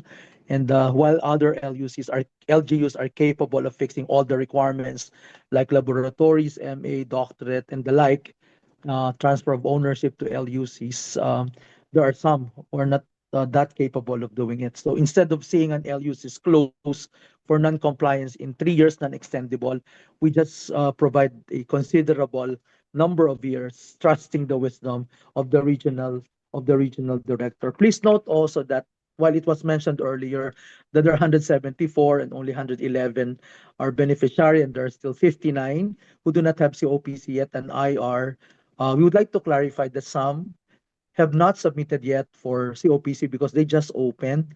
So following the policy, they're just issued our RPA for the first year, and moving to the second, they can start applying for COPC, and moving to the third and fourth is the time that they're eligible to apply for institutional recognition. Um, while there might be some, but not as big as 59, because this 59 just opened 2 years ago, and they're not eligible yet for institutional recognition because they need to transfer the title of the land from local government, specifically under the name of local university. And it will take time for us to issue the same. Second to the last is penalties for non-compliance. Senator Gatchalian, in his proposal, recommended 1 million, while others recommended for 500 million. We'd like to request that the amount of penalty be reconciled for non-compliance, because some non-compliance are not because they violated, but the policies has evolved. In the past, we don't have COPC, we just have government recognition. And now that we've required COPC, it's about transitioning the original government recognition to what we call today a COPC and institutional recognition. So we may want to consider the amount of the penalty for 1 million to at least 500 million, even lower, because if they're really serious complying, the penalty may not be that critical, imposable to all the LUCs. And the last one, senators, yung mga LUCs po kasi when they're appointed, they were issued permanent appointment, city department head or municipal department head. Almost all LUCs, we don't have like university president or what we have. They were issued city department head 3, and that is equivalent to an item similar to other department heads of the city. And usually the appointment issued to them by the Civil Service Commission is permanent. And if it's permanent, that means they met the qualification standards and the aura of the Civil Service Commission. And here comes a policy that their term should be 4 years. No? There's a need for us to reconcile because a permanent appointment may not have a 4-year term. While we're okay having designations for 4 years and another 4 years, a maximum of 8, but we have to reconcile the appointment issued by the Civil Service Commission, making in effect the appointment permanent until the retirement. So having a term of 4 years, renewable for another term, may not coincide with the permanent appointment issued to them. And we also would like the last one. We'd like also to request the honorable members of the Committee on Higher and Technical to also consider, similar to SUC, a provision that an LUC can create a plantilla in the event which can be occupied by the outgoing president upon the end of his term. I don't know if I recall it right, in SUCs, you have the option to have your academic rank if you end your term earlier than your retirement age. We also would like to request that the LUCs be given the chance to create their plantilla items. There are at least 5 LUCs in the Philippines today who strongly and boldly created a university president item, professor, with salary grade 29. I don't know what is the basis of limiting president item only to 25 or 26. They say it can never be higher than the vice mayor and the mayor and the city department heads. But LUCs, just like SUCs, are educational institutions, and we're requiring presidents and professors to complete their doctorate and also to publish researches, double-blind, peer-reviewed scientific researches, considering the nature of the requirements for one to become a full professor and president. It may be appropriate also to allow LUCs to create items higher than the department, the items of the city in respect to their educational qualifications. So it's very critical if an LUC can afford to have items higher than 29, university president or college president or full professor, Saturday 27, Saturday 29, we would appreciate that the same also be considered. So once again, thank you so much for finally putting LUCs at the center stage of also at the center stage of higher education, and our continued gratitude to Senator Legarda, Senator Gatchalian, Senator Hontiveros, and Senator Escudero for spending time to define the framework on how should LUC be managed, established, and operated. Magandang hapon po. Thank you, Dr. Raymond Orcega. We proceed now to the questions. Is there anyone? Yes, you may raise your hand. Okay, you may comment. I'm sorry, sila muna ha. Yes, Okay. yes. And then Senator Gatchalian will propound questions. Thank you. I can't see. Is Attorney John Hakome? Yes. From Cocopeya po. Madam Chair, everyone, good afternoon. The Coordinating Council of Private Educational Associations of the Philippines, the largest federation of private schools, generally supports the bills being considered today, particularly the TESDA modernization, the Presidential Merit Scholarship Program, the Philippine Professional Standards and Quality Assurance, and the strengthening of CHED Charter. However, on the strengthening of CHED Charter, there's one major opposition that we have. We generally oppose the grant of adjudicatory or quasi-judicial powers to the Commission on Higher Education on constitutional policy and practical grounds. On constitutional grounds, of course, because of the possible infringement of our guaranteed rights to academic freedom and reasonable supervision and regulation. And on practical grounds, as mentioned a while ago, manifested the lack of personnel vis-a-vis the multifarious or numerous stakeholders of CHED, millions of students, I think 150,000 faculty members and so on. So may we be allowed to manifest our brief reasons for such opposition, Madam Chair, and may I request Attorney Peña to manifest the same. Before you proceed, we take note of that, and do not worry, we will delete it from our bill. Thank you. You don't even have to explain. Oh, thank you very much. But you can, Granted. because I believe that CHED was also had reservations about it as well. This was an EDCOM bill, yes, and that's what I said, and I like it that way. Don't think just because I'm the author that it should be a perfect bill. No, you know the sectors better, and if you have reservations about it or opposition even, then say so. Then we can perfect. So even before you proceed and justify your statement, I will tell you with the concurrence of the Vice Chair, we will delete that from our bill. Thank you very much, Madam Chair, for Gusto that. pa niyo magpaliwanag o baka Baka mabaliktad pa. Palagi mo na ako madaling kausap eh. O sige na. O paliwanag na rin nyo para on record. Thank you. Thank you, Madam Chair. So we'll just briefly explain just the principles behind our opposition. So we don't think that quasi-judicial powers are necessary if the purpose was just to close non-performing schools and other programs that don't reach the standards of the CHED.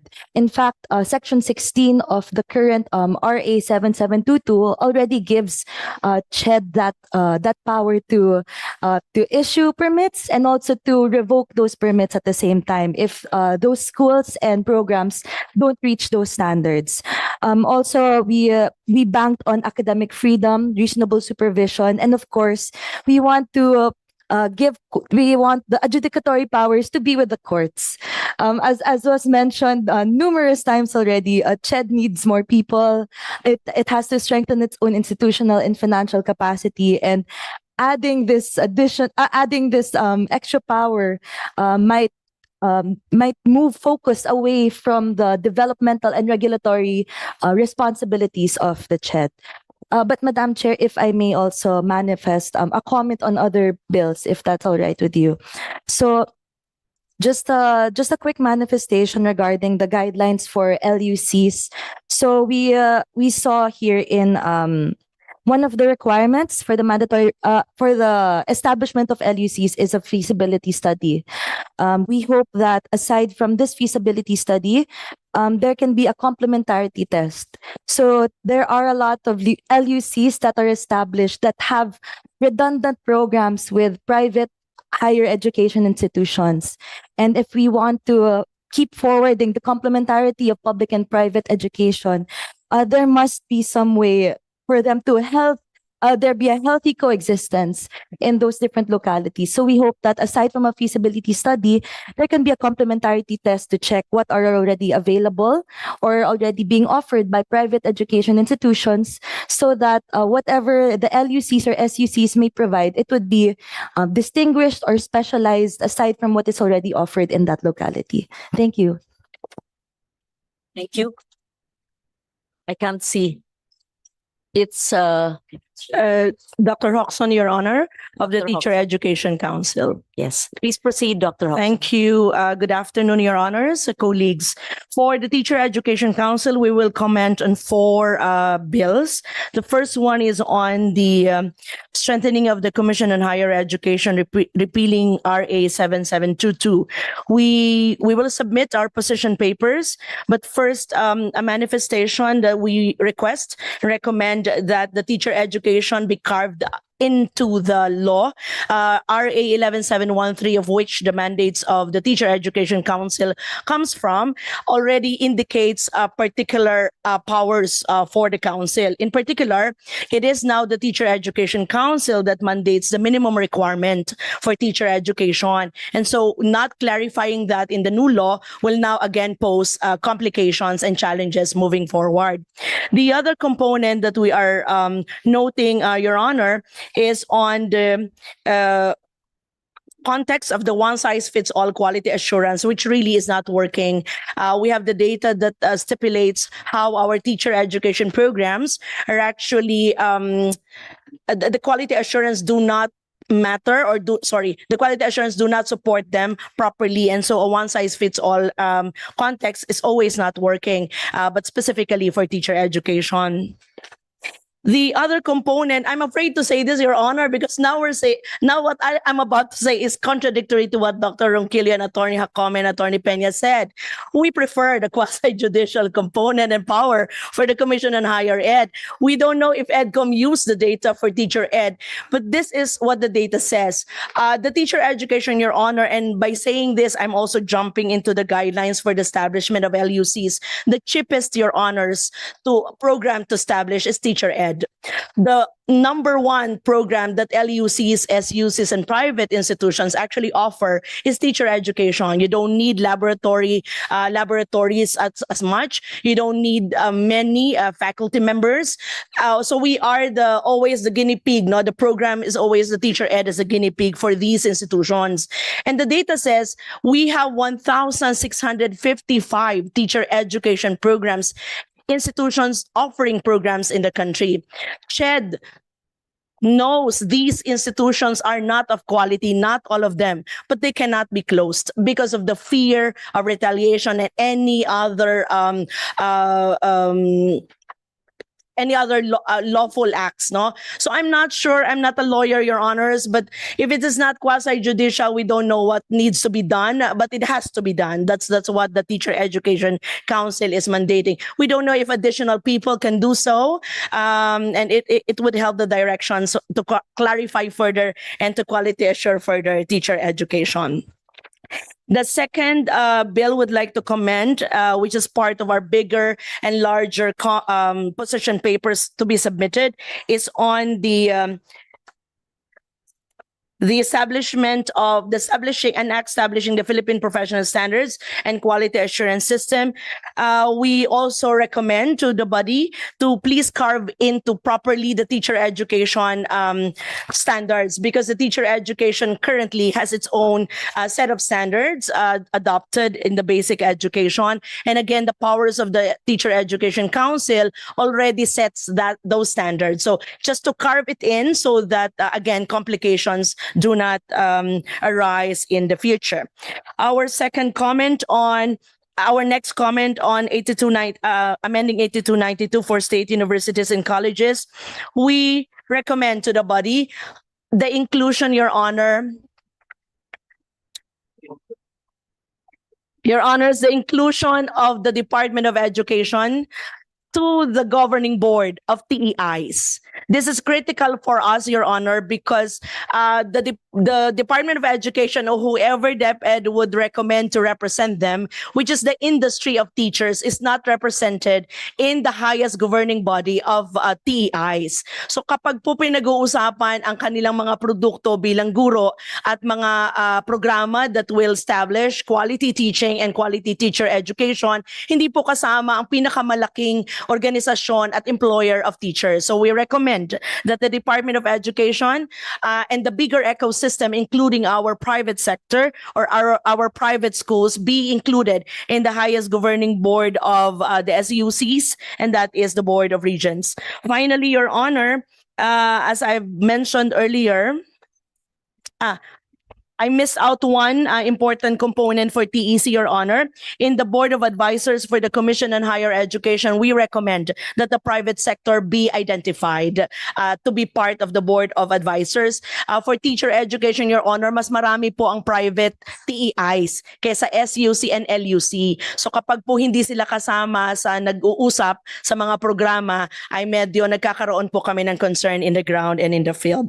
Finally, Your Honor, may I just repeat our context on our agreement, that we believe that there should be guidelines in the establishment and operations of LUCs to limit, Your Honor, the offering of teacher education in these institutions, or if they will offer teacher education, wag na po sanang English at science and math. Sana po ay mag-concentrate na sila sa kailangan, kagaya po ng special needs and inclusive ed, kagaya po ng early childhood, kulang na kulang po tayo. Wala rin po tayong career technical education, which is linked with TESDA. And finally, our values education. Kulang na kulang po yon, pero ang datos po namin para mula sa LUCs, kung ano rin po yung ino-offer ng SUC na katabi nila at ng maraming private institutions na katabi nila, yun din ang ino-offer nila. Thank you, Your Honors. We will submit our full position papers. Thank you.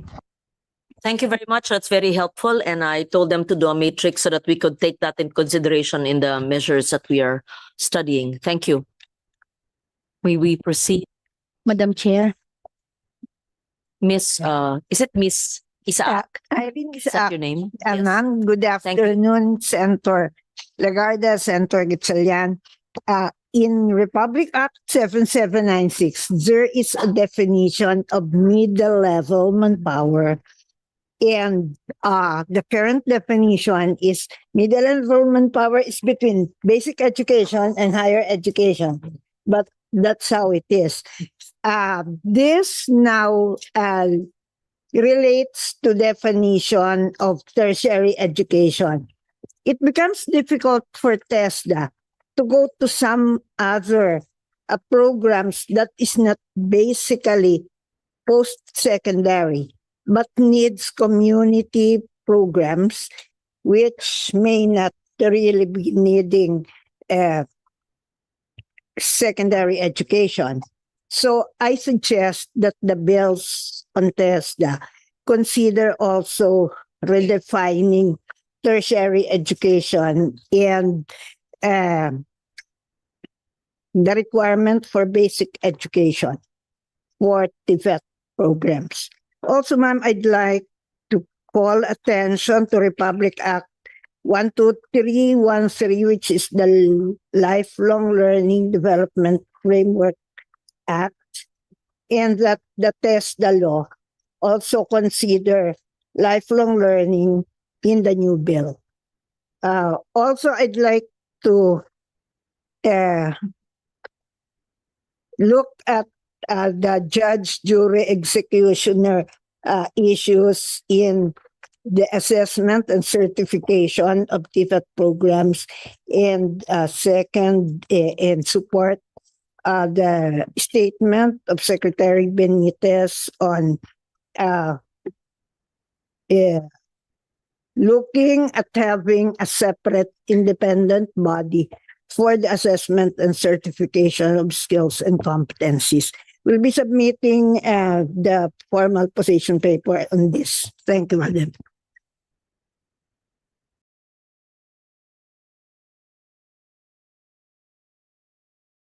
Thank you, Ms. Isaac.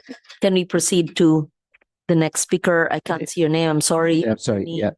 Madam Chair, Lauren and Chair Attorney Alexander Chairman. Cabrera. Oh, Yes. yes. Thank you for recognizing Madam Chair. Thank you. I am a member of the Standing Committee on Higher Education in the EDCOM.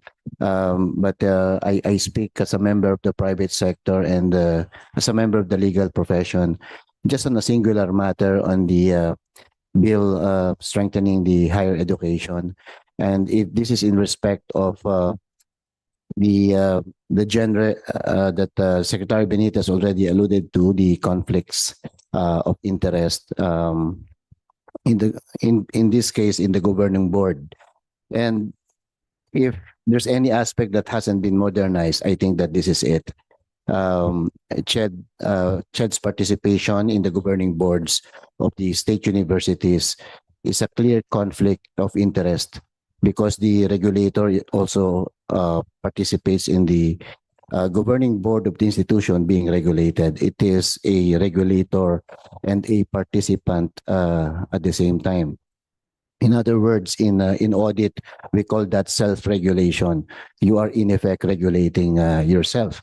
And actually, it's very easy to cure that if you're an outside evaluator and you're not a participant, then that conflict would have been cured. But there's also another issue about accountability.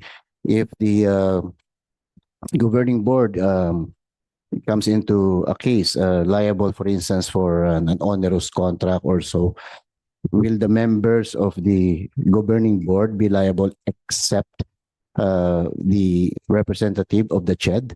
Well, that is in a way saying that there is authority without responsibility, and in no measure will that be fair. There are other issues that can be mentioned, but I'd like to get to the point that if the desire is really to contribute, to the to the competency or to the unseasoned membership of a state university governing board, then this can still be addressed by giving CHED an advisor role in that governing board. And as an advisor in that governing board, CHED will not be deprived of the opportunity to learn and share best practices to other state universities. State universities, of course, should put themselves in a position to teach all its students governance and integrity. And I would say that the composition of the governing board and the curing of the conflicts present there is a good place to start. Thank you, Madam Chair. Madam Chair, just to add to Attorney Cabrera's statement, ako nga ang proposal ko, tanggalin na rin pati mga legislators sa board. No? Because first of all, 24 lang tayo, but Ikaw, isa ka lang, ma'am, because you're the chairman of the Higher Ed Committee and there are 100, how many SUCs? 130? Oh, unless you divide your body into 130, hindi mo mauupuan ho lahat ho yun. And then secondly, our job is to legislate and to approve the budget. So eventually, all of these proposals in terms of budget will end up in our committees, and we will have an opportunity to scrutinize the budget and also scrutinize the decision makings and the policy being implemented by the SUCs. So going by the arguments and the proposal ni Attorney Alex, parang nagiging self-governing rin kami, no? Kasi the legislators sit in the board, they approve the budget.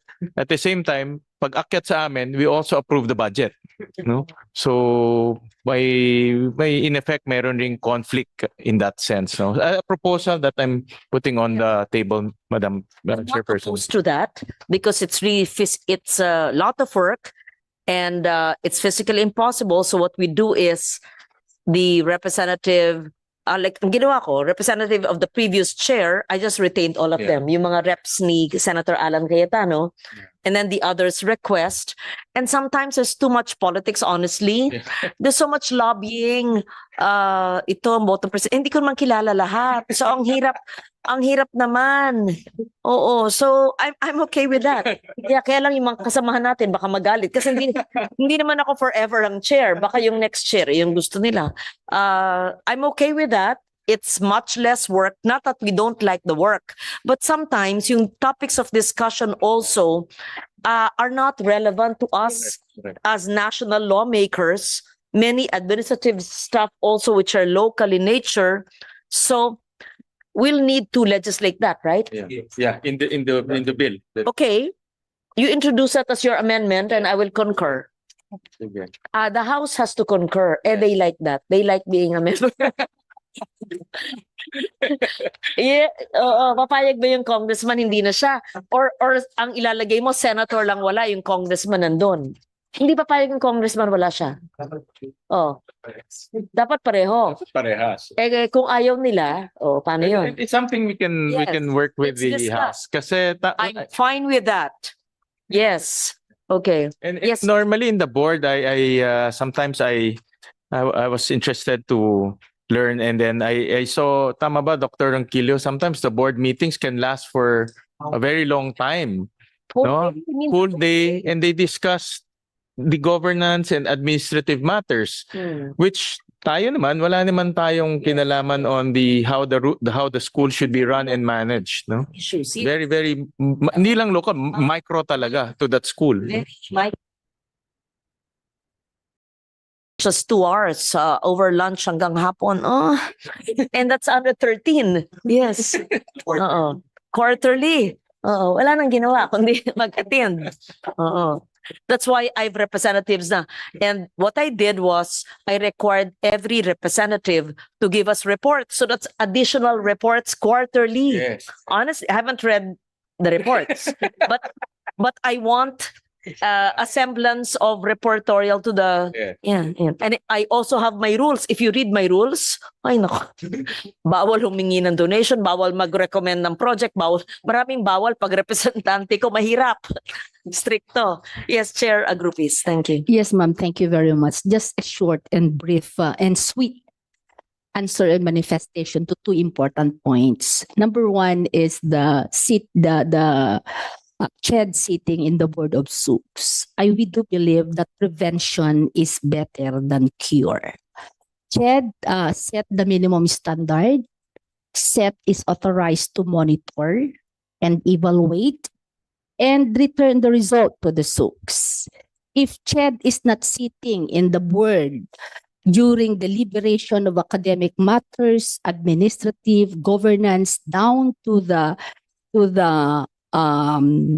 approval of academic program, all the more that that quality is not supervised. Masyado pong lalaki ang problema. The role of the CHED in the board is not to impose, but with a regulatory supervisory. pag ang SUC mag-represent ng something that is against the minimum standard or the CMO that has been proved and disseminated, we immediately correct them. And then we remedied and propose the right way. So that's the answer. Gusto sana namin na mawawalan ng trabaho kasi we monitor more than 39,000 academic programs, almost 2,000 higher education institution, 113 state university and colleges. But we mean business in our job at CHED.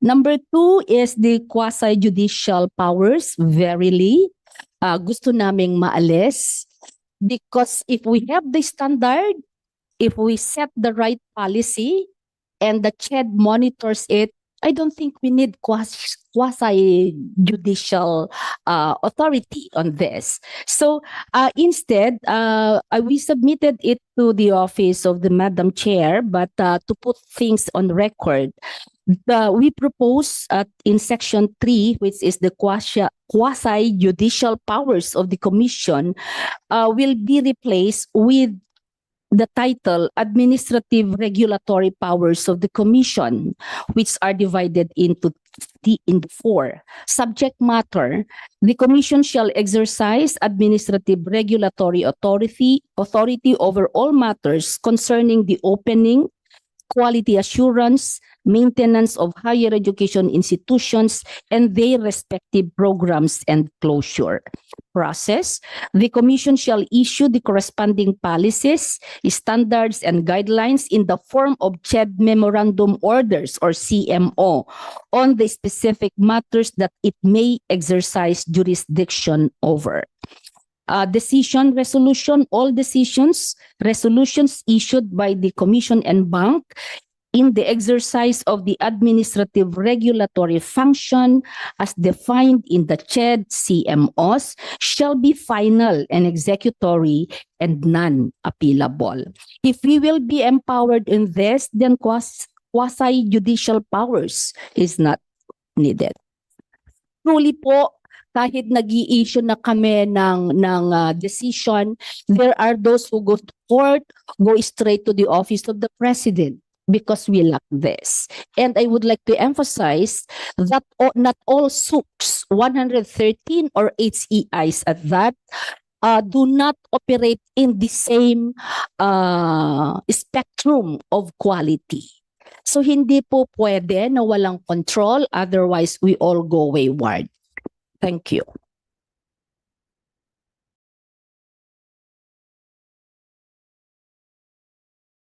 To Yi. Yes, we give a chance to the DepEd. Is it Yusek Rafaelita Aldaba? Yes. Please proceed.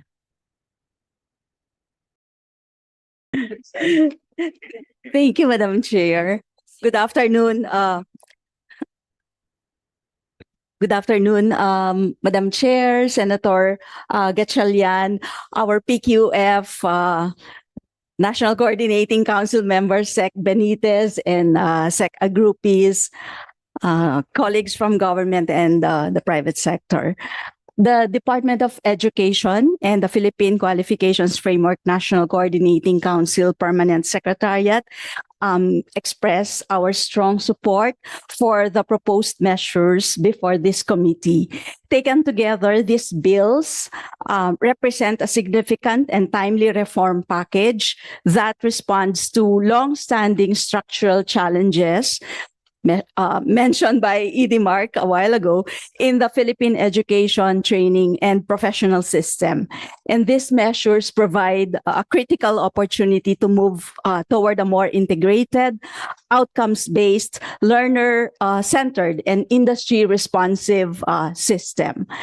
I would like to highlight, Madam Chair, that the Philippines already has a strong foundation for this transformation through the Philippine Qualifications Framework established under Republic Act 10968 and further strengthened by the Lifelong Learning Development Framework Act, also mentioned by former DG Irene Isaac. And complementing this is the Philippine Skills Framework, which ensures alignment with industry needs and evolving labor market demands. And in this context, we respectfully emphasize that the full impact of these reforms will be realized if they are explicitly aligned and anchored on the Philippine Qualifications Framework as the country's unifying qualifications architecture, ensuring coherence across sectors, comparability of qualifications, and seamless learner mobility. We likewise underscore the importance of number one, strengthening coordination mechanisms across CHED, TESDA, PRC, and other relevant bodies.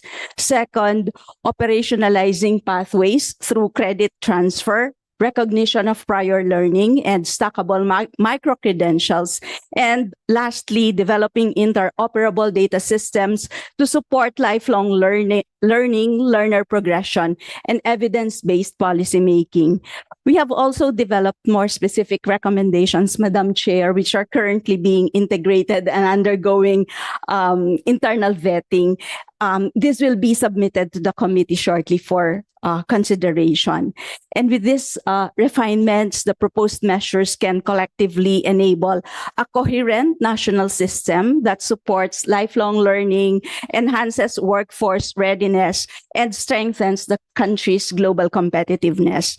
The Department of Education and the PQF Council stand ready to work closely with the committee and partner agencies to support the refinement and effective implementation of these reforms. Thank you, Madam Chair. Very much, Undersecretary. Yes, Dr. Jail Cornelio. Yes. Magandang hapon po. Hello, Senator. My name is Dr. Jail Cornelio. I am the director of the Science Education Institute of the Department of Science and Technology. I am representing Secretary Solidum in the light of our major role in the OST as the agency that manages the scholarship program of the OST. I know that the PMSP, the Presidential Merit Scholarship Program, has been brought up also as one of the points of conversation, and it is for that reason that Secretary Solidum has also asked us to represent him here. Senator Lauren, our position paper has been sent to your office, and our position is that this is a humble proposition from the Secretary himself that DOST, in the light of our extensive experience as a scholarship agency, Science Education Institute in particular, be considered a co-implementer of the Presidential Merit Scholarship Program. The idea is that DOST has a long-standing experience in managing science and technology scholarships. In fact, as many of you might know or might not know, DOST has about 54,000 scholars, Senator, all over the Philippines, 48,000 of whom are undergraduate scholars. We have about, in our budget, 7.6 billion, and a huge proportion of that goes into undergraduate scholarship administration. At the same time, SEI, the OST, has extensive experience in administering examination and nationwide examination. This year alone, Senator, we have had the highest number of scholarship applicants, 97,000. We're saying all of this, we're bringing this up, Senator Lauren and our colleagues, for the simple reason that we understand that DOST and CHED can work together in the pursuit of widening access to higher education. In fact, CHED, you might be pleased to know, and DOST have had several conversations in harmonizing our scholarship programs. I know that Senator Lauren herself has mentioned that there may be too many scholarship programs abounding throughout the country. And that is true. We just hope that DOST could be part of this conversation precisely because of our extensive experience managing the scholarship programs.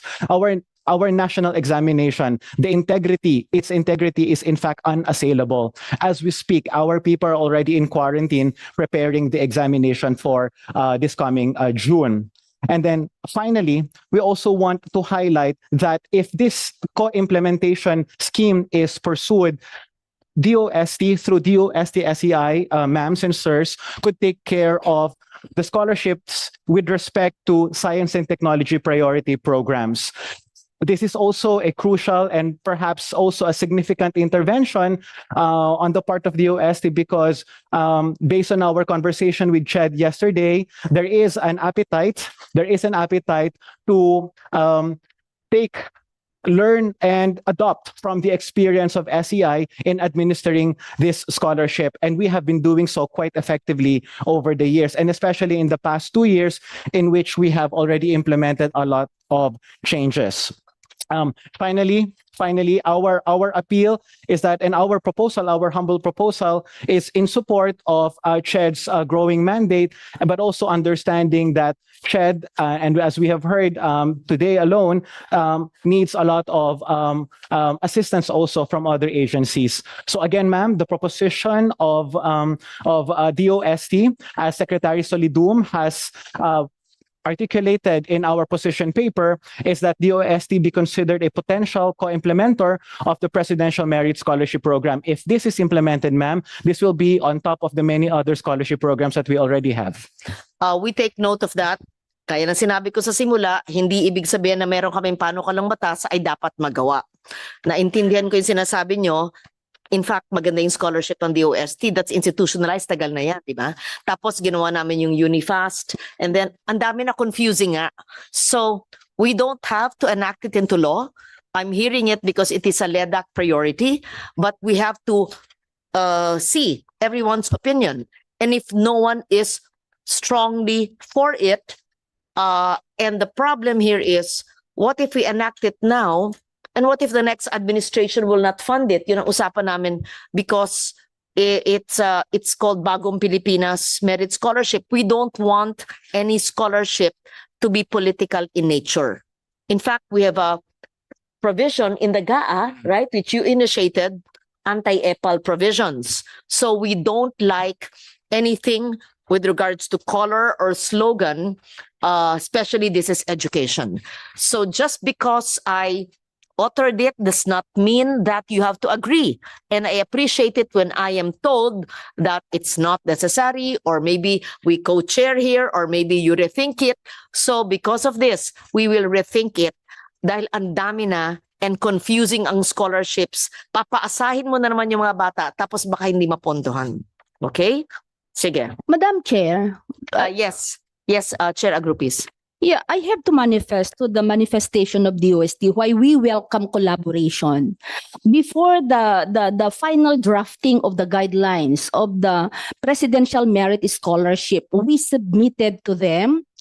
We called a meeting with them. Why do we need to bring out that suggestion here in the Senate when we had so many times meeting together? And we finalized already the guidelines and ready to start this first semester. And before we identify the priority program as mandated by EDCOM, we agreed that we cover the 8 priority program that includes agriculture and fishery also, that is not covered in the DOST.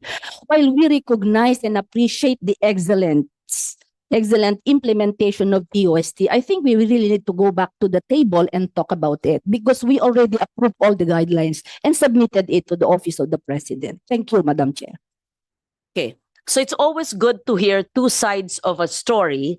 And I know that this is a CHED priority and it's a LEDAC priority. You're correct that perhaps the DOST position and CHED should have been ironed out before the hearing, but it's also fine that I hear this so that when we convert this hearing into a technical working group, we can see. Yes. So I feel the passion of Dr. Shirley Agrupis, ganyan din ako. Oo. Naintindihan ko rin naman ang DOST kasi meron kayong mga programa na pero hindi pala covered ang ibang mga sektor gaya ng agriculture. So let's study this, no? Let's study this. Nothing is perfect. Madam Chair, going back to your comment on Unifast. Mm-mm. I remember a few years back nung ginagawa Unifast, that's precisely why Unifast came about, because ang daming scholarship programs scattered among different government agencies. So kinonsolidate yan sa Unifast. That's why Unifast board laki-laki. No? So that's why there's only one body now managing scholarship programs. That's number one. Number two, this type of programs, I understand, Chair Agrupis, this is a new program. This year lang siya, no? So talagang nagkakaroon ng mga bagong programs depending on the need, depending kung sino yung nakaupo or sino yung nakaisip ng program. But it doesn't mean that we need to institutionalize it because programs change. No? Yeah. Nagbabago talaga ang programa eh. At mas maganda pa nga may flexibility ang CHED or ang Office of the President or different government agencies to come up with their programs. And kung maganda yung programa, then we can fund it. Rather than institutionalizing it after a change of administration or a change in need, mag-iiba na naman. No? So better have that flexibility. Yeah, thank you for that. It was in 2015 where we authored, I was a principal author of the Unifast law. So I'm glad that it is useful. At the proper time, if you feel you study it, please. If you feel it needs to be amended, I'll be happy to be the author as well. But we will leave it at that there is this well-studied version, the Presidential Merit Scholarship. That's why I filed it. The DOST it's not an opposition, it's just a comment, yes? And CHED also has its position. So we take note of that. We would like to hear now, is there someone? Okay, Senator Sherwin Gatchalian has some questions because I said that we can only hold the meeting till 3 o'clock. It's 3:44. So before 4:05, we'll have to go. You have a TWG and I have another meeting as well. So we probably have 15 minutes. Is that okay? Thank you. Madam Chair, I just have one question that I want to put this on record, and this is directed to DILG. No, of course, yung LUC governance proposal, ang marami nagsasabi, it goes against the principle of local autonomy. So I want to get the opinion of the DILG, whether does it go against the principles of local autonomy? That's number one. And then number two, kung hindi naman, what are the legal basis that we can use in order to pursue this law? No? Good afternoon, Madam Chair and Senator Gatchalian. So, with the committee's indulgence, I would like to convey the contents of our position paper dated April 23, 2026. As to the provision regarding the devolution of TESDA's training function to local governments, relative thereto, we would like to respectfully convey our reservation to the above stated provision.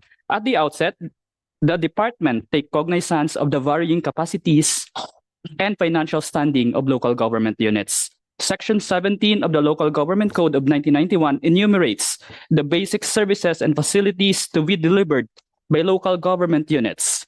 Accordingly, the delivery of technical and vocational training is not among the services included in Section 17. However, the Sangguniang Panlalawigan, Panlungsod, and Bayan are empowered to enact ordinances, issue resolutions, and allocate appropriations and funds for general welfare of the concerned LGUs, especially the establishment and the provision and operation of vocational and technical schools and similar post-secondary institutions, subject to the availability of funds and existing rules and regulations. Thus, the delivery of technical and vocational trainings cannot be a mandatory requirement for local government units. Additionally, concerns are also raised on the sustainability of delivery of technical and vocational services upon its complete devolution to local government units, upon the expiration of the period during which TESDA is responsible for financing incapacitating LGUs, the LGUs shall assume responsibility for operations and related budgetary allocations. In this regard, the committee may take into consideration the restricted resources and capacity of some local government units, especially those belonging to lower income classification, in implementing these measures. On the second question raised by the committee on its letter, the role of local government units expressed in the proposed local universities and colleges governance bills. Under the law, the Commission on Higher Education has jurisdiction over all public and private institutions of higher education, as well as degree-granting programs in all post-secondary education institutions, both public and private. The Local Government Code of 1991 provides that local government units, through their respective sanggunians, subject to the availability of funds and existing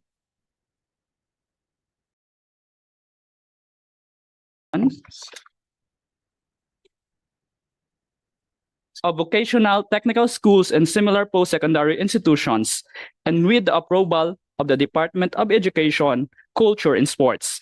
Post-secondary and tertiary education institution existing upon and created after the Effectivity of Higher Education Act of 1994 are under the jurisdiction of CHED. In relation to this, the department interposes no objection on the passage of Local Universities and Colleges Governance Act. These subject bills will ensure a coherent and uniform governance structure for local universities and colleges, LUCs, align higher education policies, and guarantee the compliance of LUCs with the reasonable policies and standards set by the Commission on Higher Education. However, it is respectfully recommended that all leagues of LGUs, the League of Municipalities of the Philippines, Leagues of Cities of the Philippines, League of Provinces of the Philippines, and the Union of Local Authorities of the Philippines, or the ULAP, be consulted, as these measures, if enacted into law, will significantly affect LGUs. Signed, Attorney Romeo P. Benitez, Undersecretary for External, Legal, and Legislative Affairs. Thank you for that manifestation. So we appreciate that the DILG supports this proposal, imposing guidelines on the creation of LUCs kasi kailangan talaga of quality, no? And because of the attractiveness ng free higher education, maraming local governments tayo ng local university, pero nalalaman nilang nila attend, ang hirap pala magpatakbo ng local university, no? So kawawa naman ng mga estudyante, kawawa rin yung school, no? So we're just putting order.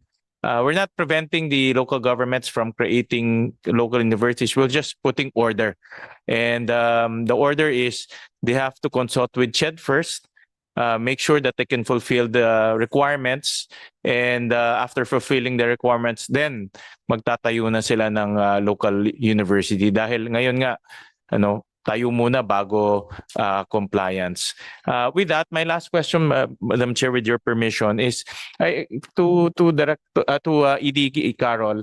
I saw in your presentation that walang distinction between offerings of LUCs and SUCs. Nasabi rin kanina yan ni ED Jenny. And ako, my opinion is we have to herd the LUCs into providing courses that are attuned to their local needs, diba? Kung anong kailangan ng locality, yun ang dapat nilang i-offer. So in your opinion, Idikar, what is the best mechanism in order for the LUC be attuned to the local needs? Hindi lang yung kung anong popular, let's say criminology, no, offer sila criminology, or tourism offers, pero pero wala ka naman tourist spot, no? So how do you what mechanism is the best to make it attuned? There are two levers, Mr. Chair, that I think would be a good starting point. The first is the financing. Kasi as ED Jenny said, they're always looking for the cheapest program to offer, which is why in the law, there is already a stipulation. In the bill that is proposed, there's a stipulation that the budget should not be decreased just because kunyari hindi nakakampi ni Mayor yung LUC, biglang bababaan yung pondo,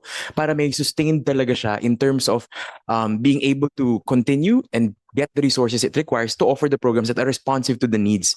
The second is in the bill, before any program is started, they need to do a real understanding of the local community needs and consult with industry to make sure that it is responsive. And the third, sir, is to create pathways. Kasi po, kung ang titingnan natin is 4-year degrees only, maraming mahihirap talagang mag-commit sa isang 4-year full-time study, which is why community colleges or LUC sana should be the innovative laboratories for us to think about night classes, Saturday classes, hindi full-time lahat kasi you assume na working students yung mga mag-aaral sa'yo. Bigyan sila ng flexibility to innovate on models because if we require them with the same stringent requirements of a research university, hindi nila magagawa yun. So being able to give them that flexibility to cater to the unique student body that they serve and can serve in their community, I think, will be the ones that would allow us to reach and differentiate better. Thank you. We welcome suggestions from CHED and also from EDCOM, also from TEC. I agree with you na dapat yung LUC should be first and foremost catering to the local needs and the needs of their constituents rather than offering courses that is really not connected to their needs. So, and this is a good opportunity to embed all of those mechanisms. I agree with you, and kailangan siguro before they offer course offering, chair groupies is the may feasibility muna, consultation, bago sila mag-offer, let's say, whatever course that the school will offer. No, and those mechanisms should be embedded in the law, and we welcome suggestions. So, thank you, Madam Chairperson. I was going to ask questions, but it's almost 4 o'clock. But what we'll do is we convert the 6 bills into TWGs. You just schedule it. Individual. We can have doesn't have to be 6 separate TWGs. Depende sa topics. Yeah. We will please advise you which of the 6 will be tackled together, but not all the 6 in one because it's too much. Yes, probably 2 or 3. And we will have Chair Dr. Yee or EDCOM representatives in each of the bills. One last, who would like to make a statement on any of the measures?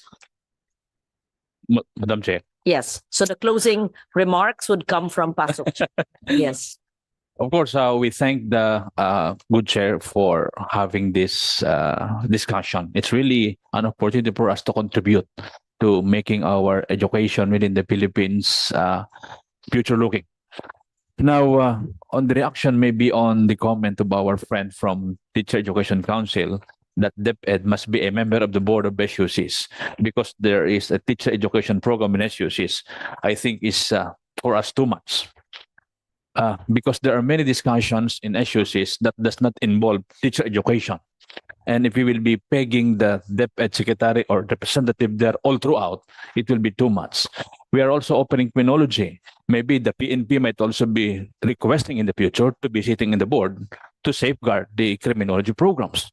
I think if the intent is only to safeguard the program quality of teacher education, we can invite DepEd maybe as resource person in any of our meetings whenever teacher education programs are being discussed. Thank you, Madam Chair.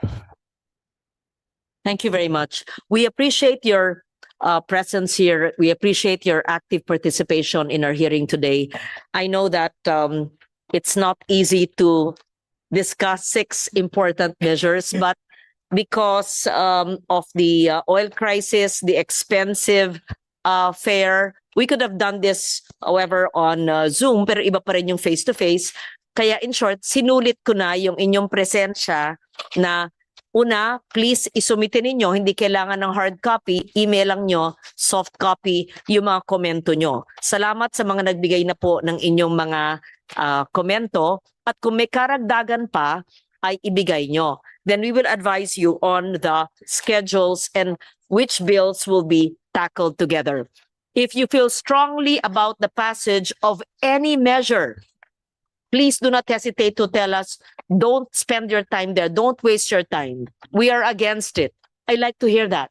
I always like to hear opposition to what I'm saying. Thank you. Yes, you are the experts and we listen to you. And we don't like to pass bills that will not be funded. that will not be implemented, that will be ignored in the next administration, right? We want it to be useful. Pero tingin ko, ang pinakamalaga yung una. Yung una. Oo. Yung LUCs at saka SU, I think that's the most, and TESDA. O, wag kalimutan daw si TESDA. Sorry ma'am, pwede ako mag-last word after Dr. Tirsa? Yes.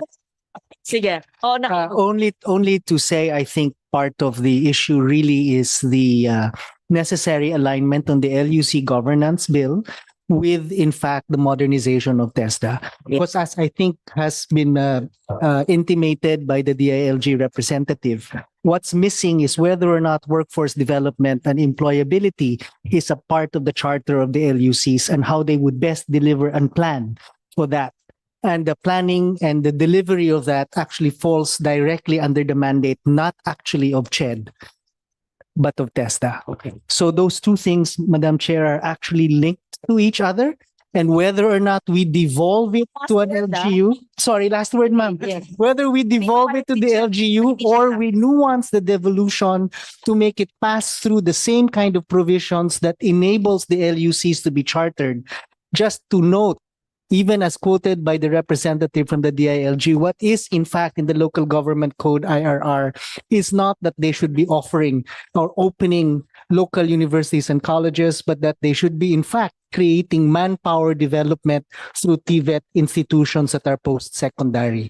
No, so it's in that space, Madam Chair, of the original intent in 1994 that perhaps these modernizations and governance chartering needs to be seen and addressed. Thank you. Thank you very much. I know that there have been internal consultations on the creation of a Department of Tertiary Education that will merge Commission on Higher Education and TESDA. Okay, so I just put that on the table. It's another 3 hours of discussion because why will we discuss about modernization of TESDA? Why will we discuss about strengthening CHED, etc., or changing the charter if ang gusto pala ninyo, ang Department of Tertiary Education? Oh, ano yun? No, biglang tumahimik. Kasi papahirapan nyo ako sa 6. Papahirapan nyo ako kaya nga. Okay? But we will still proceed with the TWG. When will you give us your initial feedback on the Department of Tertiary? Kasi baka gagawin natin batas to, tas by next year you give me a bill. Ito na lang, ipagsama na lang. Hindi tayo pwedeng ganyan. Oo eh. Oh, gusto nyo i-modern, improve ang CHED, gawang cabinet level, tapos biglang gusto pala nyo magkasama kayo. Make up your mind. Huh? Department of Tertiary Education. Okay? Nakatingin sa akin, nakatitig si Pasok, si Dr. Ronquillo. Madam Chair, mas masaya kaming trifocal muna. Ang aking nabalitaan dito, the Department of Tertiary Education is supported by TESDA. Totoo ba? O Kong Romulo, DepEdsec Angara. Ma'am, if I may lang. Senator Bob, ako hindi ko pa alam yun ha. Bakit ako huli sa balita? Hindi sinasabi na meron kayong consultation. Ma'am, ano lang. There are certain things I think that need to be cleared. There are differences, for example, in formal, non-formal, and informal education. There are reconfigurations and new understandings of what tertiary education or post-secondary education may look like. There are new understandings of what a lifelong learning framework may look like. And all of this is actually currently, I think, on the table and being discussed as to what would be the best arrangement by which it can be in fact properly delivered. So it seems to be a moving terrain, Madam Chair. Okay, so I don't think this will happen in the next few months anyway, in the next few years. So this is still 2028. We focus on the 6 measures. If we take out 1 or 2, we see for this year, okay? Before October, before the budget season. Whatever the output of your consultations on the Department of Tertiary Education, did I shock most of you by saying that? We will see what happens. Okay, Dr. Agrupis, you're not in favor of the Department of Tertiary Education.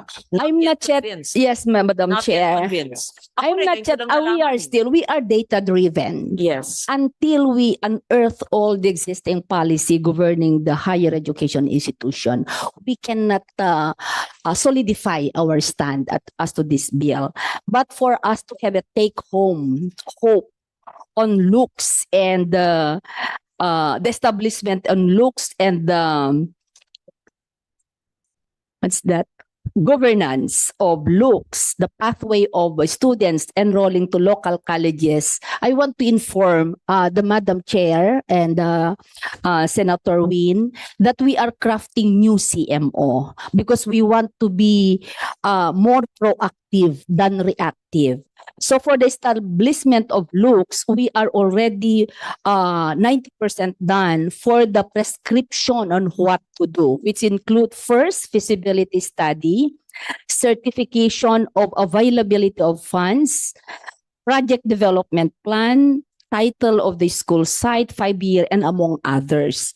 Second CMO that we are crafting is the establishment, the clear delineation of local colleges and community colleges and state university and colleges. We follow the principles of the community college framework that we will provide in partnership with TESDA, Madam Chair, the multi-path curriculum, the skill-based focuses on access to lifelong learning and industry focus. Soon we will submit to you the finalized CMO in partnership with TESDA, Madam Chair. Thank you very much. The last word belongs to Dr. Shirley Agrupis. I thank all of you for this. Meron pang gustong hihirit. Gusto ko yung last word palagi si Shirley.